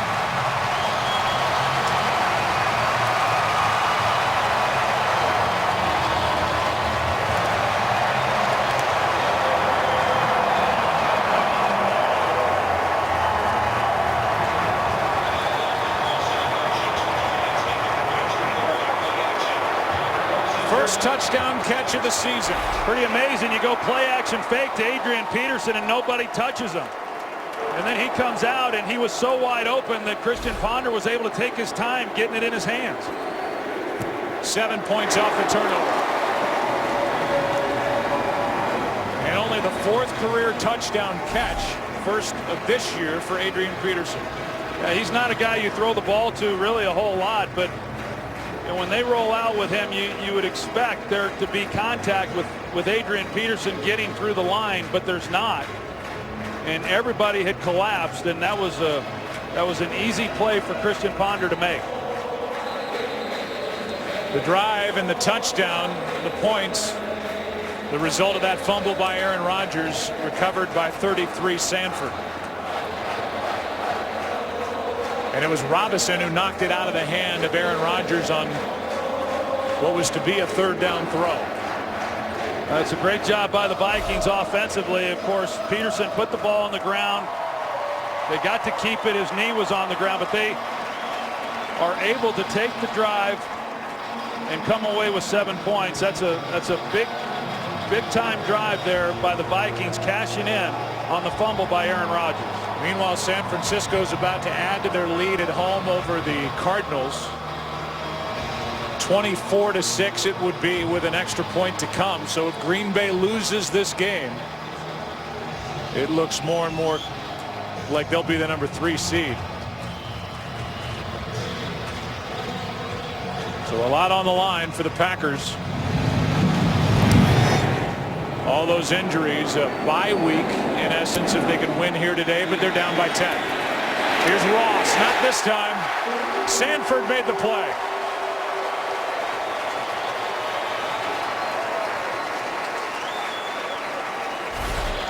I've been talking a lot about Adrian Peterson and how difficult he is. Even when you have the right defense called, Morgan Burnett is there to make a play. He's just unable to do it. And there's a long list of guys who have had this opportunity to get in there and try to get Peterson to the ground. This time Tramon Williams, he's on the outside, and even when you stack the line of scrimmage against Adrian Peterson, he gets his yardage, and he's been doing it throughout his entire career. From the 13, Rodgers, quick throw. Pass is complete to Finley. Tackle made by Raymond, a gain of 5.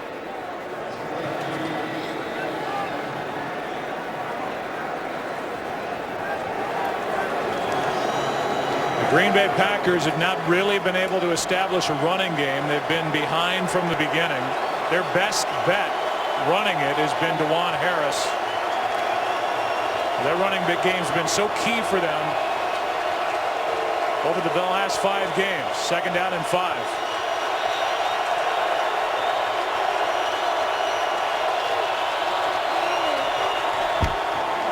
They're going to run it with Harris.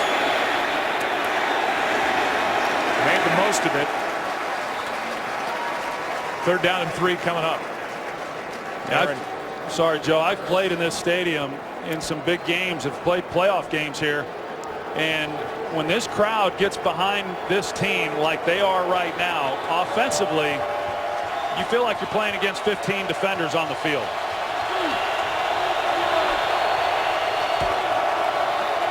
Third down and 4. Nelson hitting stride.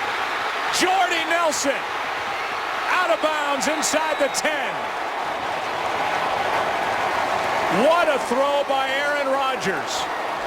And the reigning MVP just completed one for 73 yards. And Marcus Sherrill's the corner. He's just staring in the backfield at Aaron Rodgers. And while he's doing that, Jordy Nelson is running right up the seam, right past him.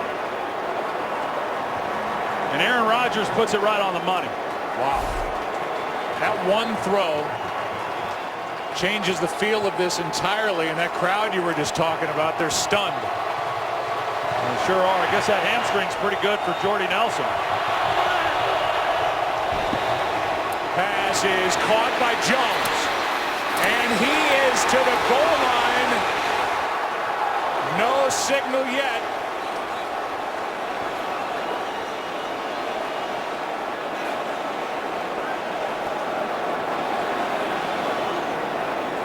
And they're going to talk about it.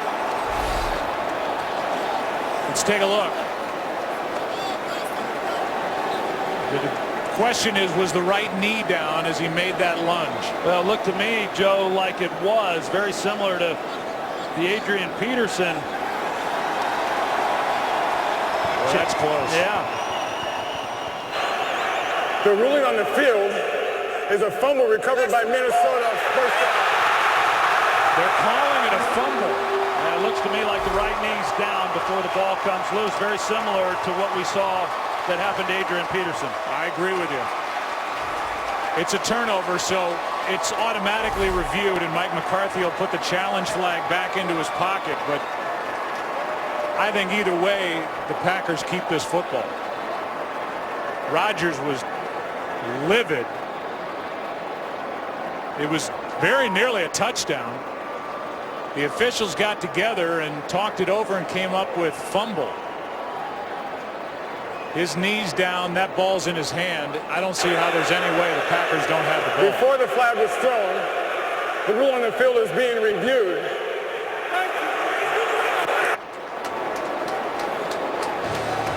So we'll have a review. We'll get the call when we come back. We're going to bring in our rules expert, Mike Pereira from Los Angeles, and there's so many sides to this ruling. First of all, they said no touchdown fumble. It looks like the right knee of James Jones is down. That's one part of it. But the other part of it is the challenge flag thrown by Mike McCarthy when it was a turnover review anyway. Yeah, and here's the key, Joe and Troy, is that Mike Carey made the announcement that the official upstairs, the replay official, initiated a review before McCarthy threw the flag. So contrary to what happened to Schwartz on Thanksgiving Day, since the review was initiated before the flag was thrown, they'll review the play, but they still should penalize McCarthy for throwing the penalty flag. But they'll go ahead and rule him down because the runner is down. Then it just becomes an issue of whether it's a touchdown or not. But they'll still review it. I don't know if you couldn't see that, but how smart Jordy Nelson is. He saw the challenge flag come out, and Jordy Nelson sprinted over, picked up the flag, and tried to hide it. because he knew that that was not something that Mike McCarthy should throw the challenge flag for, because it's going to be reviewed anyway.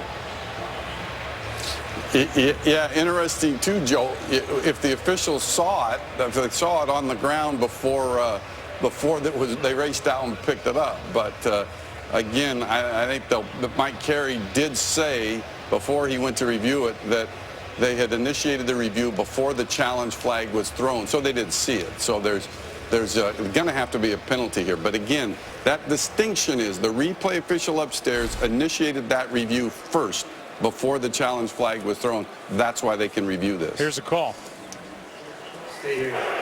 Because the replay official buzzed to review before the flag came out, we are allowed to review the play. However, Green Bay will be charged 15 yards after the result. The result of the review is that the runner broke the plane before he was down and is touchdown. Green Bay will be charged 15 yards on the kickoff. Boy, that is such an interesting call, because if they mark him down shy of breaking the plane of the end zone, then it moves the ball back to the 15-yard line. You have to score a touchdown. Now all you're being charged is a 15-yard penalty on the kickoff. Yeah, and that's why Aaron Rodgers was upset, was because he saw Mike McCarthy throw the challenge flag, and there's a host of people in Detroit, Michigan right now that are upset about this call, because I don't understand how this was any different than what happened to the Detroit Lions a few weeks back. Well, you heard Mike Pereira say, because Mike Carey made the distinction that they were already in a review before the flag was thrown, that's why the play is allowed to be reviewed. And then they not only give Green Bay the ball, they give Green Bay the touchdown. And so instead of a 15-yard penalty marking it back to the 15-yard line, and you have to go try and score the touchdown, Mike McCarthy and Jordy Nelson can laugh about it, because at the moment it's only a 15-yard penalty on the kickoff. Yeah, no, I follow all that, and I follow what was said by Mike Carey as far as when the review was initiated. But if you're Leslie Frazier, you're looking at this, and there should not be a challenge made on a turnover or on a scoring play. That's been pointed out by the league, and that rule hasn't been changed. So all I'm saying is, regardless of when the review was initiated, to me it's just like what happened in Detroit, and that's why Leslie Frazier's so upset about it. Let's go back to Mike Pereira. What are your thoughts? Well, here you change the rule. I mean, the rule is really ridiculous. The 15-yard penalty is punitive enough, you know, and to me the object of replay is to get the call right. So to me, if the coach throws a challenge flag, if it comes before the actual review is initiated or afterwards, penalize the coach for throwing the flag and review the play. That's the logical thing to do, and I think that's what they'll do in the offseason. And really, in essence, Mike, that's what was done here on the fly by Mike Carey. I mean, if he says what he says, which is the review happened before the flag comes out, it in essence nullifies, at least for reviewing the play, the fact that McCarthy threw the challenge flag. Yeah, you're right. Well, the right call was made. I mean, what happened was right, and to Mike's point, that's all you want. It's a stupid rule, and it shouldn't even be in place. So now Crosby has to kick it from the 20 after the 15-yard penalty, because McCarthy threw the challenge flag.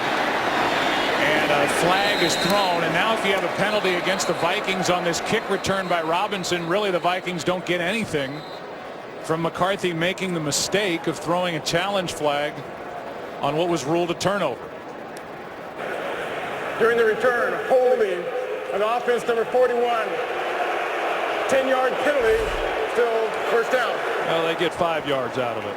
Yeah. So there you go. The hold against Raymond on the return by Robinson. Mistrail doesn't agree with the call, and this moves the ball back.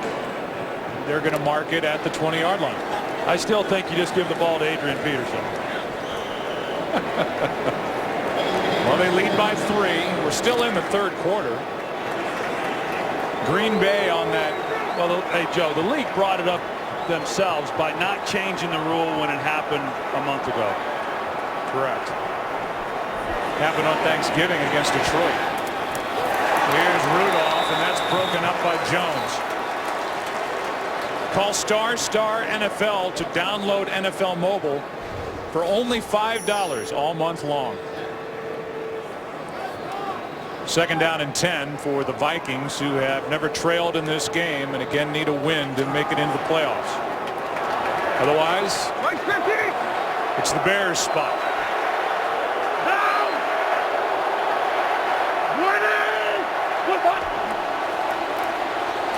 Here's Peterson. On the 1-year anniversary since his ACL surgery, hops forward for 3, 3rd and 7 coming up. It's still remarkable that this guy, at any time to have a year that he's had, but to do it, as you said, coming off major knee reconstruction. I don't know that I can think of anybody who's done anything even close to that. He's up to 2,043 rushing yards on the season. 4th all-time best season at this point. And that'll be 5 yards to make it 3rd and 12. False start. Offense number 71, 5-yard penalty is still 3rd.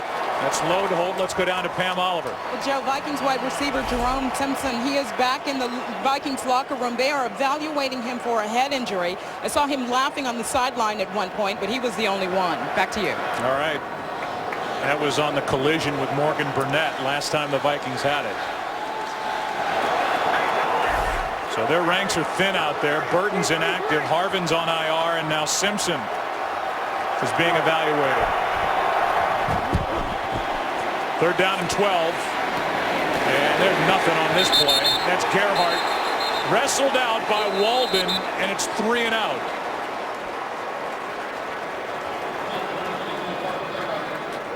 Well, the Vikings overall have been pretty good on 3rd down today, but when they had the penalty for the false start, really it looked to me like it was on the center, John Sullivan. They called load hold, but they could have called any of the other 4. I just don't think Sullivan snapped the ball, and then it just made it a very difficult 3rd down conversion for them. And now they'll back up 5 more yards. False start. Offense number 40, 5 yards, 4th down. They get Red Ellison. I go back to that 73-yard completion to Jordy Nelson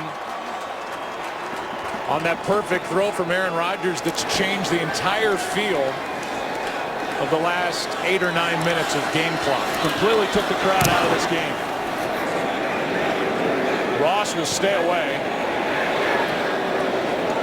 In decent field position at their own 34 as we are through 3 quarters. In Minneapolis, good game. Vikings up 3, back after this from your local Fox station.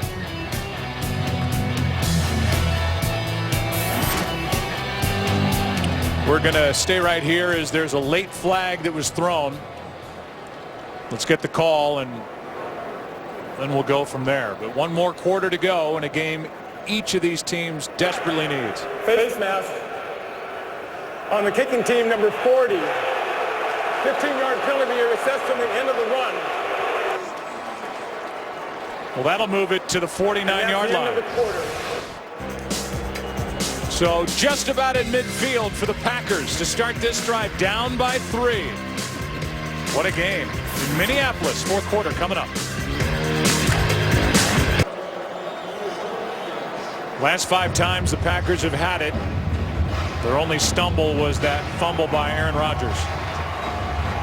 Otherwise, 4 scores during the 5 possessions. They have it at midfield. Down by 3, trying to lock up the number 2 seed in the NFC playoff picture.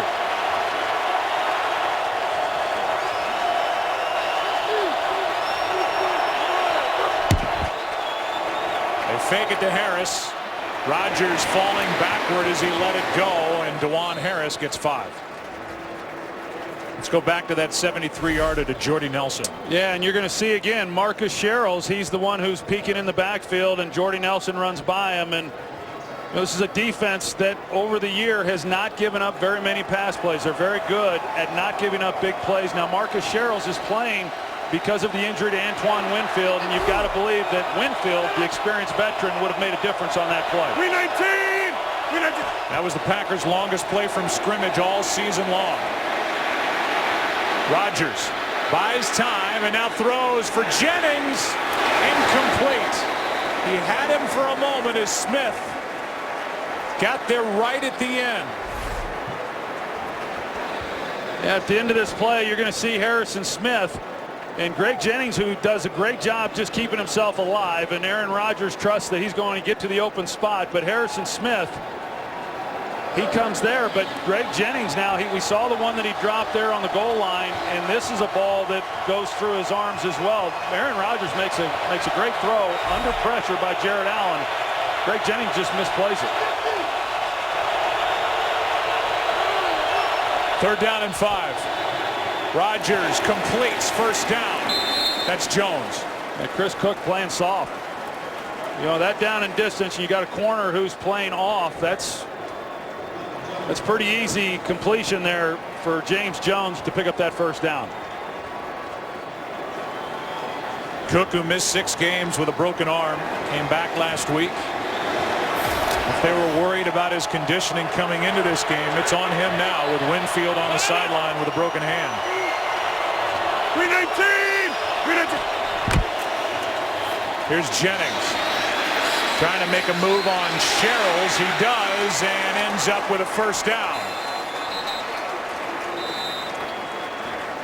Raymond on the stop, but Jennings went right around Marcus Sherrills.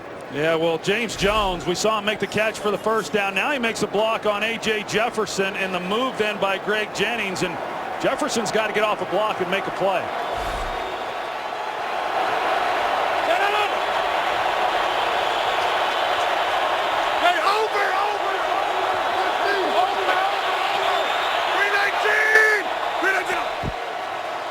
Harris gets it.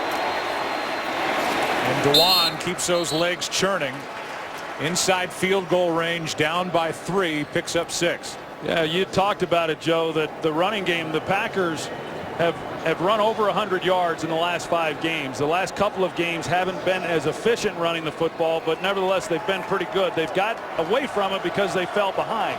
But now only down 3, they can mix it up.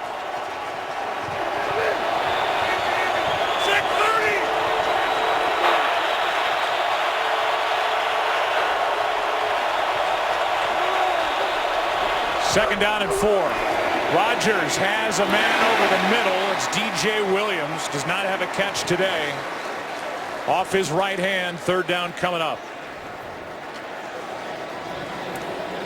I'd like to welcome in new audiences that are joining us.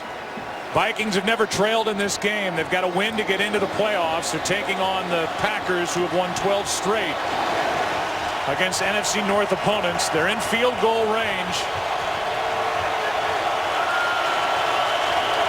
Packers trying to lock up the number 2 seed. 3rd and 4.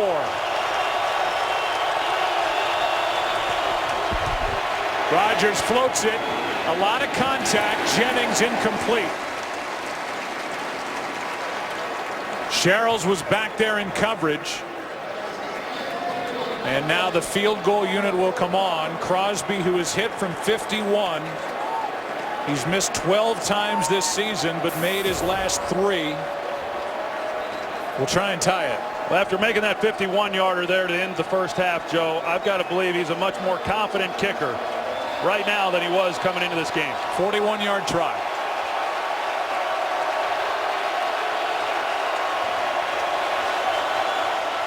Now they scoot up a 40-yard try.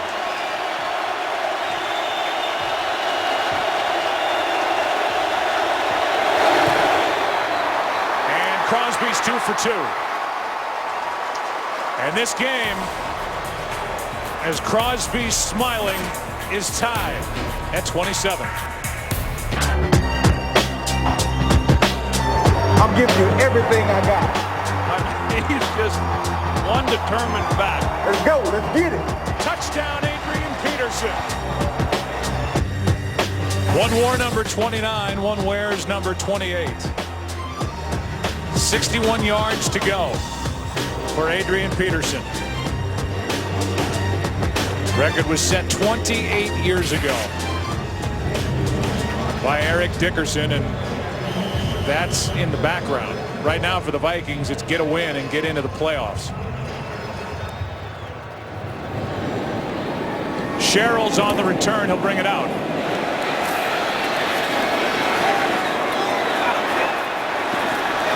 Forced out by Casey Hayward. 27-yard return. What's at stake? It's pretty easy. The Packers, and they're going to have to win to get that bye in the second seed. The San Francisco 49ers are taking care of business out at home against Arizona. So the Packers trying to fend them off, and for a banged up team, it would be important for them to get a week off, rest up guys like Charles Woodson, Randall Cobb, and others. And for the Vikings, they need a win to get into the playoffs. The Bears are happy, as are their fans, with that last field goal to tie it at 27. Bears are in if the Vikings lose. Play action from Ponder. Gonna air it out. First time all day. It's got Wright. Jarius Wright inside the 15.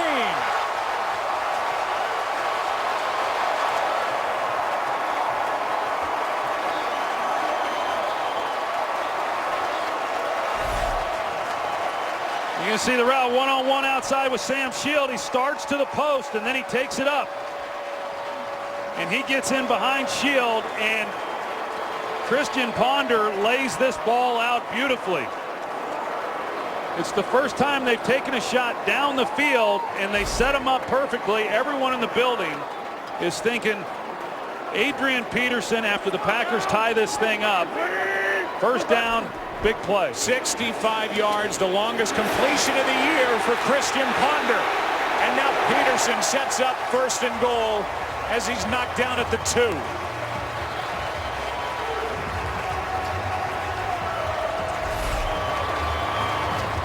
And his season now 2,057 yards, the third best, behind Jamal Lewis and obviously Eric Dickerson. And he's over 150 for the day.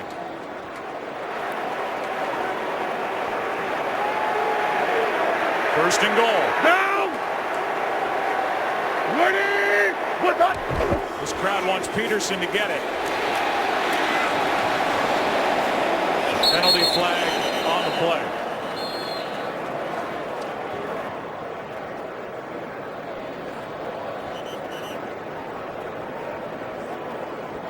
Mike Carey, today's referee, has been busy. Here he is again. Holding.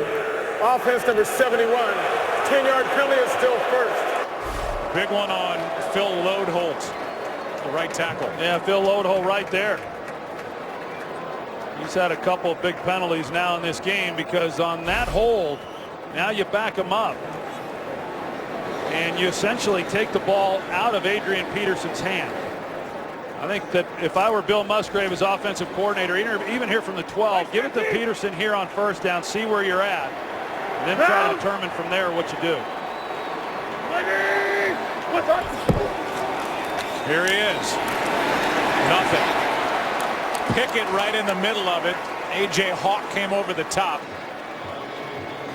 And there's Bill Musgrave, who is in charge of this offense and trying to find enough balance with the best back in the game to make them a legitimate attack against Green Bay here today, and he's done that. Yeah, I think he's attacked them very well here, Joe. And 3 points right here is big. You want to come away with 7. I'd like a boot to Ponder's left. He throws the ball well. Get him on the edge and let him see what's out in front of him. Ready? What's up? Second and goal. He stays in the pocket, now rolls to his right. Throws incomplete for Jenkins.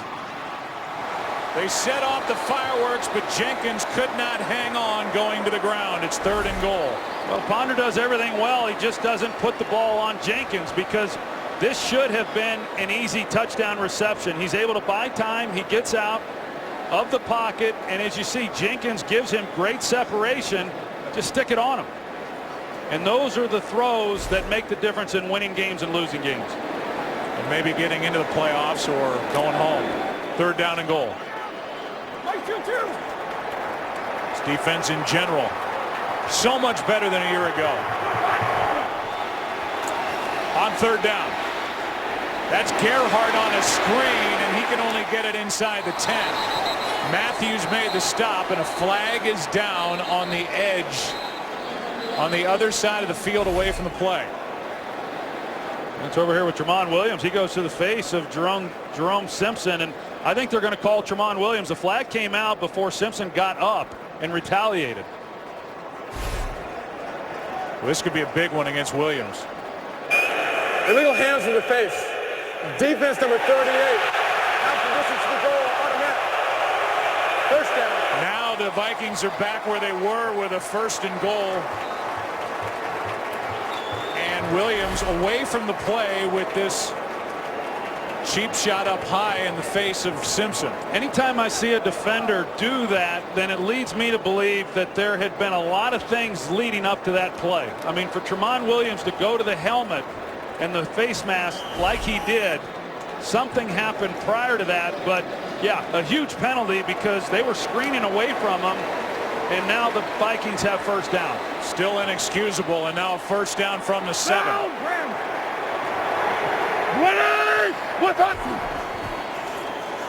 Peterson. They bottled him up the last few times he's had it.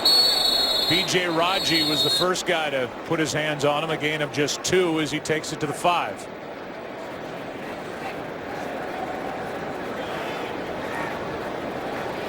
So up to 2,059 yards on the season for Adrian Peterson. Under 9 to go. On the season, this defense for the Packers, number 27 in the red zone.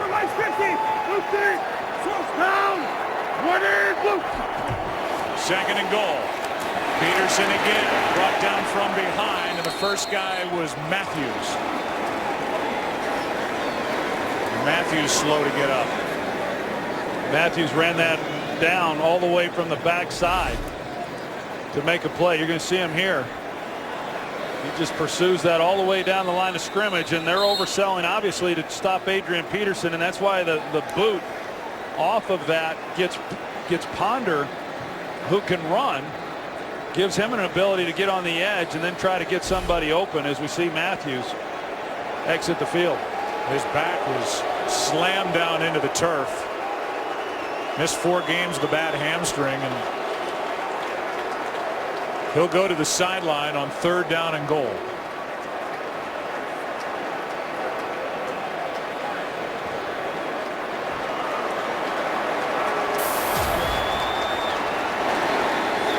Desmond Moses comes into the lineup for Matthews. Mike 50. You're sorted.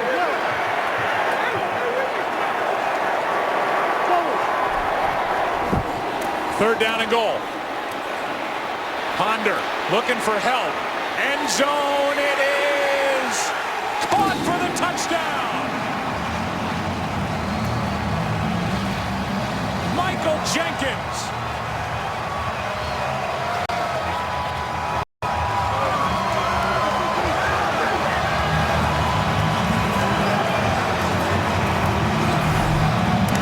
I thought when he turned this ball loose, it was intercepted. I'm not sure how Michael Jenkins is able to make a play on this ball, because M.D. Jennings was coming at full speed underneath that throw, and he just was unable to make a play. It looks like it was right through his arms and into the arms then of Michael Jenkins. And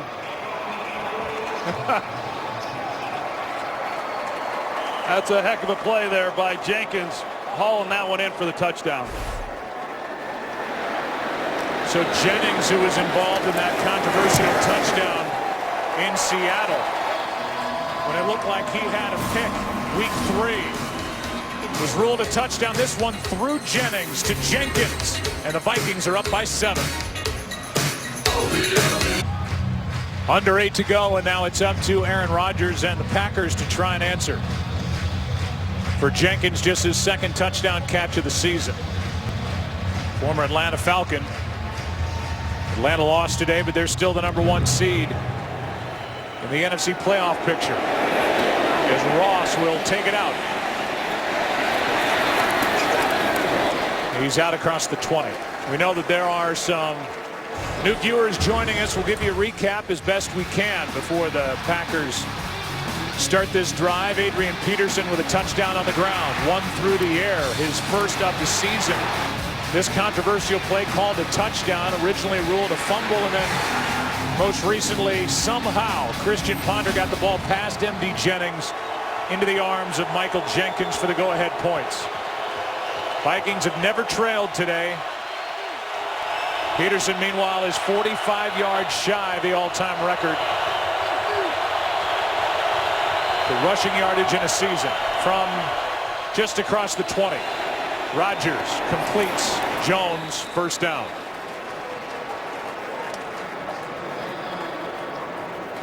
Well, we've talked about it throughout this game, Joe. When Aaron Rodgers has had time in the pocket like he did on that last play, he's been able to find guys open and get the ball into their hands. And so for the Vikings to be able to hold on to this lead, they've got to rely on those guys up front, Jared Allen in particular, of getting pressure on Aaron Rodgers. Rodgers is sacked by Griffin.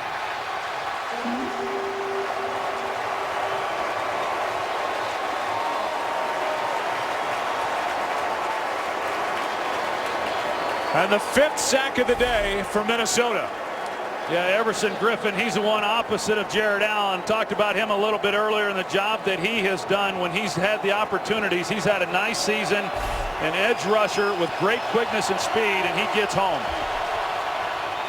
Quick throw to Finley, trying to get a block, and a nice play is made by A.J. Jefferson. Came off a block by James Jones, 3rd and long coming up. Yeah, those are the types of plays we're used to seeing Antoine Winfield make. A.J. Jefferson makes a great tackle there on 2nd down.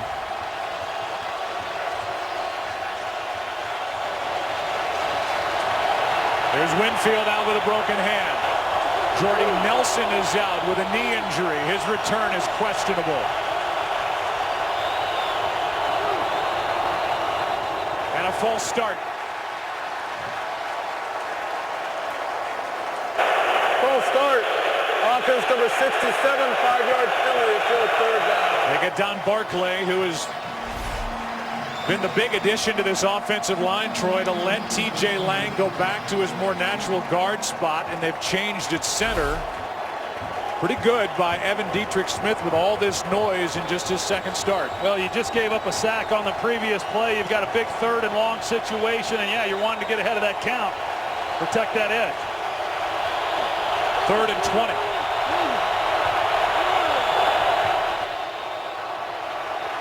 Rodgers pulls it down and now throws, has a man, and it depends on the spot. That's Finley. They're going to mark Finley out a yard shy of a 1st down. But he held the ball out. Let's see where his feet are.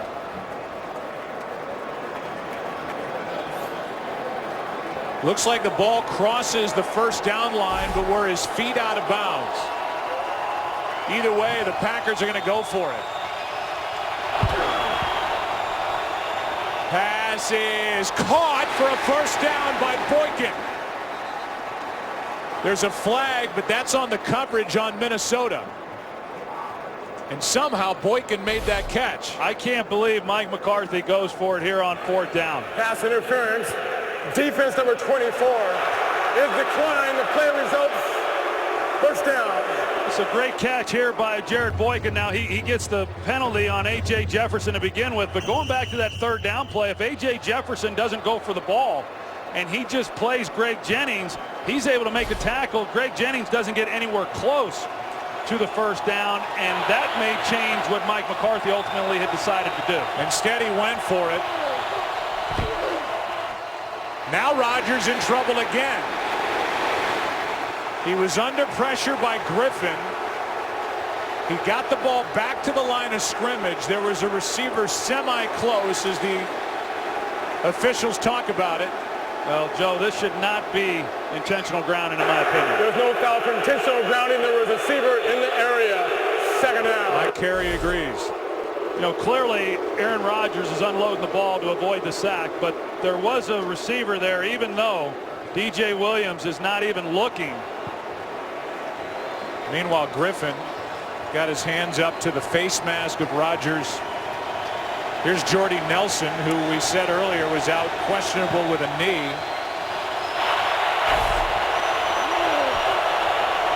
He's on the field on 2nd down. Here's Finley.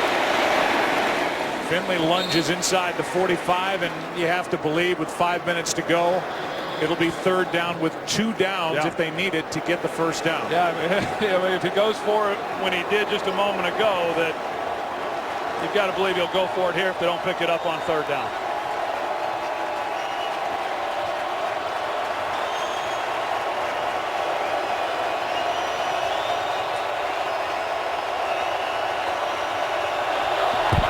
Third down and 4. Pass is caught. That's Jennings. Good throw. Great catch over the middle by Greg Jennings to reach out, and a completion of 13 yards. Marcus Sherrills, once again, he's just out there. You know, Greg Jennings runs a good route. He's very difficult in the slot. I think if you get that matchup on Sherrills, he's coming off the field now. Jennings across from Jefferson. Here's Harris. A rare run, and DeJuan Harris is down inside the 20 with a first down. And every Chicago Bear and every Chicago Bear fan is rooting for the Packers to finish this drive in the end zone as they hope to get into the playoffs with a Packer win. And you're going to see Harrison Smith, who he comes up and he makes a tackle long after DeJuan Harris is down the field, but he got up and he's having a hard time moving that right arm. He just came off the field. So that secondary is getting thinner as DeJuan Harris slips. So no Winfield. No Harrison Smith on that last play, and now Sherrills comes back onto the field, number 35. Brinkley, the middle linebacker, comes out, and we'll see if Aaron Rodgers looks for number 35. Well, they've been working him over pretty good in this game, and there's no reason why they shouldn't. And Mike McCarthy has showed his hand that it's going to be touchdown or nothing on this drive. Hey, easy. 2 jets, 1.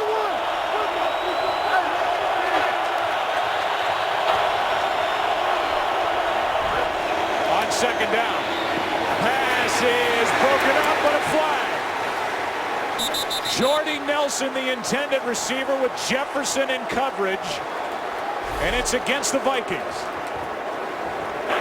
Pass interference, defense number 24 from the spot of the foul, automatic. First down. Well, they got the left hand into the chest of Jordy Nelson's as he's trying to make a play. A.J. Jefferson never turns and tries to make a play on the ball, and that's what the official sees. That left hand right there he's got a hold of his jersey while he's trying to go up. Boykin was just carted off the field. It's first and goal for Green Bay.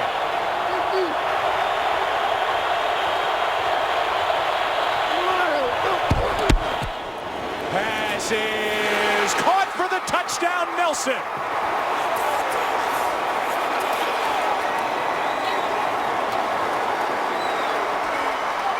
And one of those throws, Troy, that you just cannot defend. No, you can't. I mean, they've been doing this for a while. Jordy Nelson, even though he's been in and out of the lineup this year, the chemistry that he and Aaron Rodgers has, you see. I mean, the adjustment Jordy Nelson makes, A.J. Jefferson never sees the ball in the air. It's just a matter of Rodgers putting it where only Nelson can get it. You could see Rodgers with a shove to the shoulder of his play caller, Mike McCarthy, as Crosby's tied this game. So with under 3 to go, will Green Bay be the number 2 seed?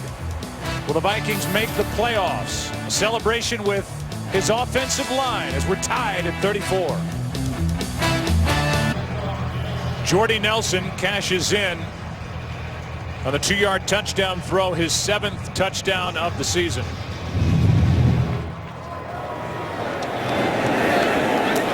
From the end zone, it's Sherrills. And Sherrills able to hang on to the ball, and Mason Crosby in on the tackle. Aaron Rodgers, his new center, Evan Dietrich Smith, with a celebration after the game-tying touchdown. Peterson and the Vikings back on offense.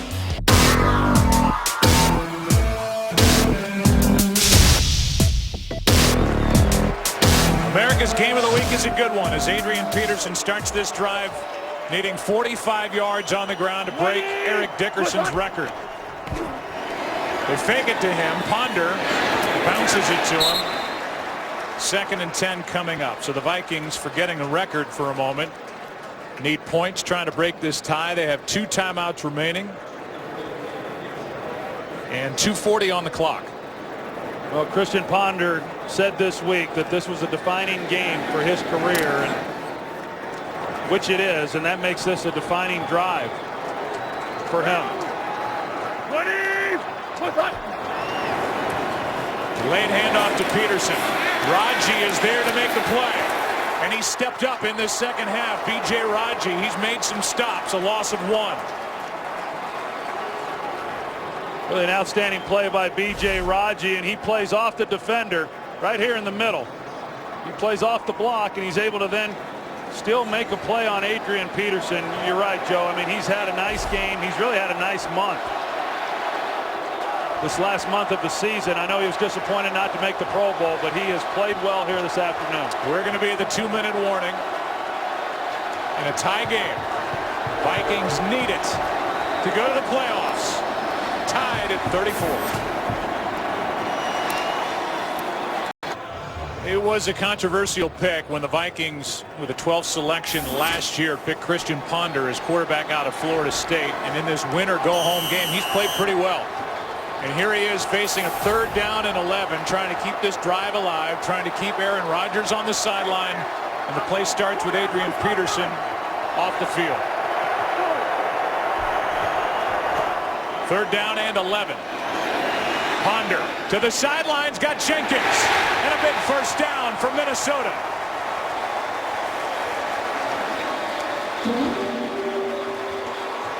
A Packer player is injured, so we'll have a timeout as Ponder found a wide open Jenkins. Yeah, he sure does, and the Packers really go to a prevent defense, and yet they're still able to get Michael Jenkins in behind it. Casey Hayward, there's nobody threatening him in the flat. You've got to drop then underneath that throw. He fails to do it, makes a rookie mistake, and Christian Ponder hangs in there and makes a big-time throw on 3rd down.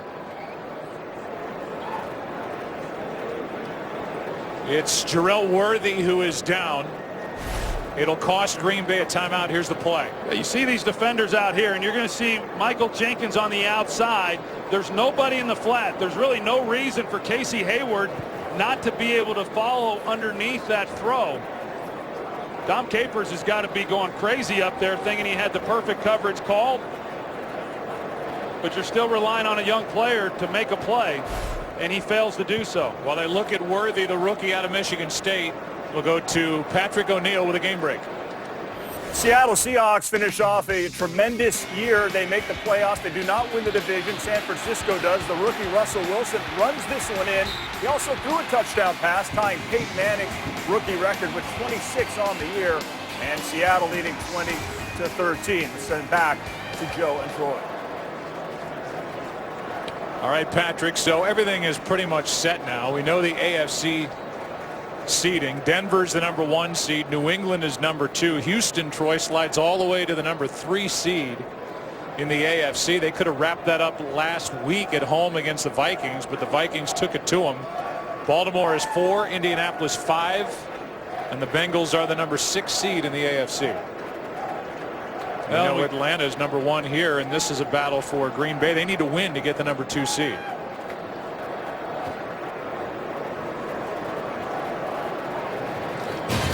So we'll talk Cotton Bowl, and on Friday, one of the best bowl games of the year is right here on Fox. Johnny Manziel, Heisman Trophy winner, beats 9th-ranked Texas A&M against the 11th-ranked Sooners from Oklahoma. AT&T Cotton Bowl Classic, Friday at 7:30 Eastern, only on Fox.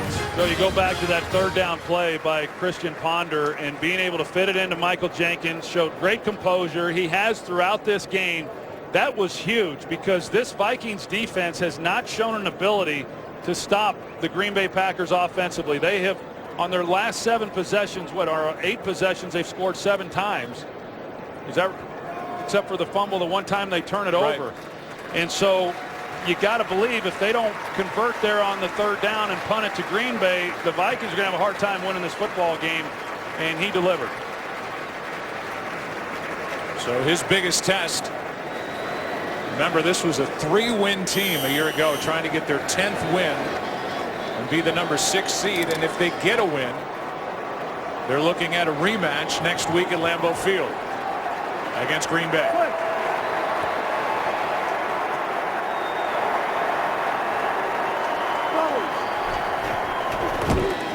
Here is Peterson.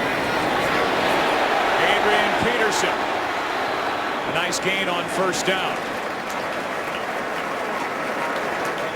And he gets 7. Remember, the Vikings have this year's most accurate kicker from beyond 50 yards. Blair Walsh, who was hit from 54 today and is 10 for 10 from beyond 50 this season. Yeah, what a luxury that is. And that's one of the reasons why the Vikings don't have to be in any real big hurry here with the time continuing to run. Of course, they've got 2 timeouts left. Hey, 4 down, but they would like to run this thing all the way down and not give the Packers the ball back. It's Peterson again. He's got a first down.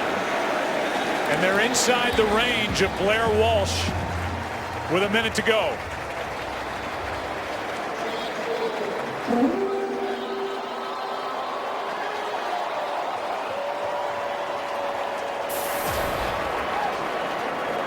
(2,071) rushing yards this season for Adrian Peterson. And he runs right through his teammate Jarius Wright to pick up the first down. When you get in his way, he's going to run you over no matter what jersey you're wearing. Career high 33rd carry of the game, gets maybe a yard. And a timeout is taken. And it's taken by Minnesota. They have 1 left. And this may very well come down to Blair Walsh. That's how it looks. Next Sunday, Fox Sports brings you an NFC wild card matchup. We don't know the time yet, and we don't know the teams, but we could get a very clear picture here if the Vikings end up winning this game. And if they do, you'll have to check your local listings for the game and start time in your area next Sunday. If the Vikings win this game, they'll be the number 6 seed. The Seattle Seahawks will be the number 5 seed. The winner of tonight's Washington-Dallas game wins the East and the number 4 seed. Atlanta 1. San Francisco would be 2, and Green Bay would slide to the number 3 seed.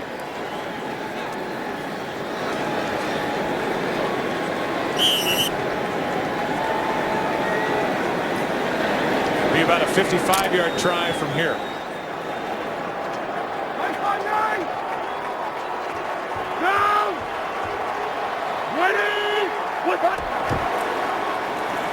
Here's Peterson. Adrian Peterson down inside the 15-yard line.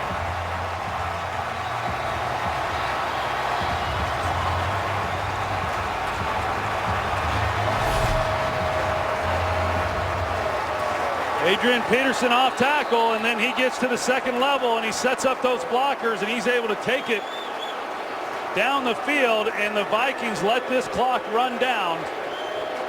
Don't take any more chances, and now it's going to be up to Blair Walsh. So they may get one of their 2 wishes today. If Walsh puts this through the uprights, they'll get the playoff spot, and Adrian Peterson will finish 9 yards shy of the all-time record. He just ran out of time, Joe. If this field goal is missed, he would benefit from overtime. But right now, Peterson and the Vikings want this to sail through. And Minnesota will be on their way back to Green Bay next weekend. A timeout taken by the Packers. So that was practice.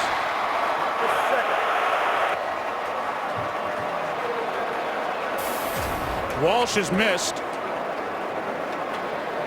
only 3 field goals all season. If he makes this, he will tie the Vikings single season record of 35 field goals made. Gary Anderson hit 35 times back in 1998. Peterson got him down there. They've ridden this guy all year long. On the 1-year anniversary of his surgery for the torn ACL. He and Walsh have put the Vikings into the playoffs.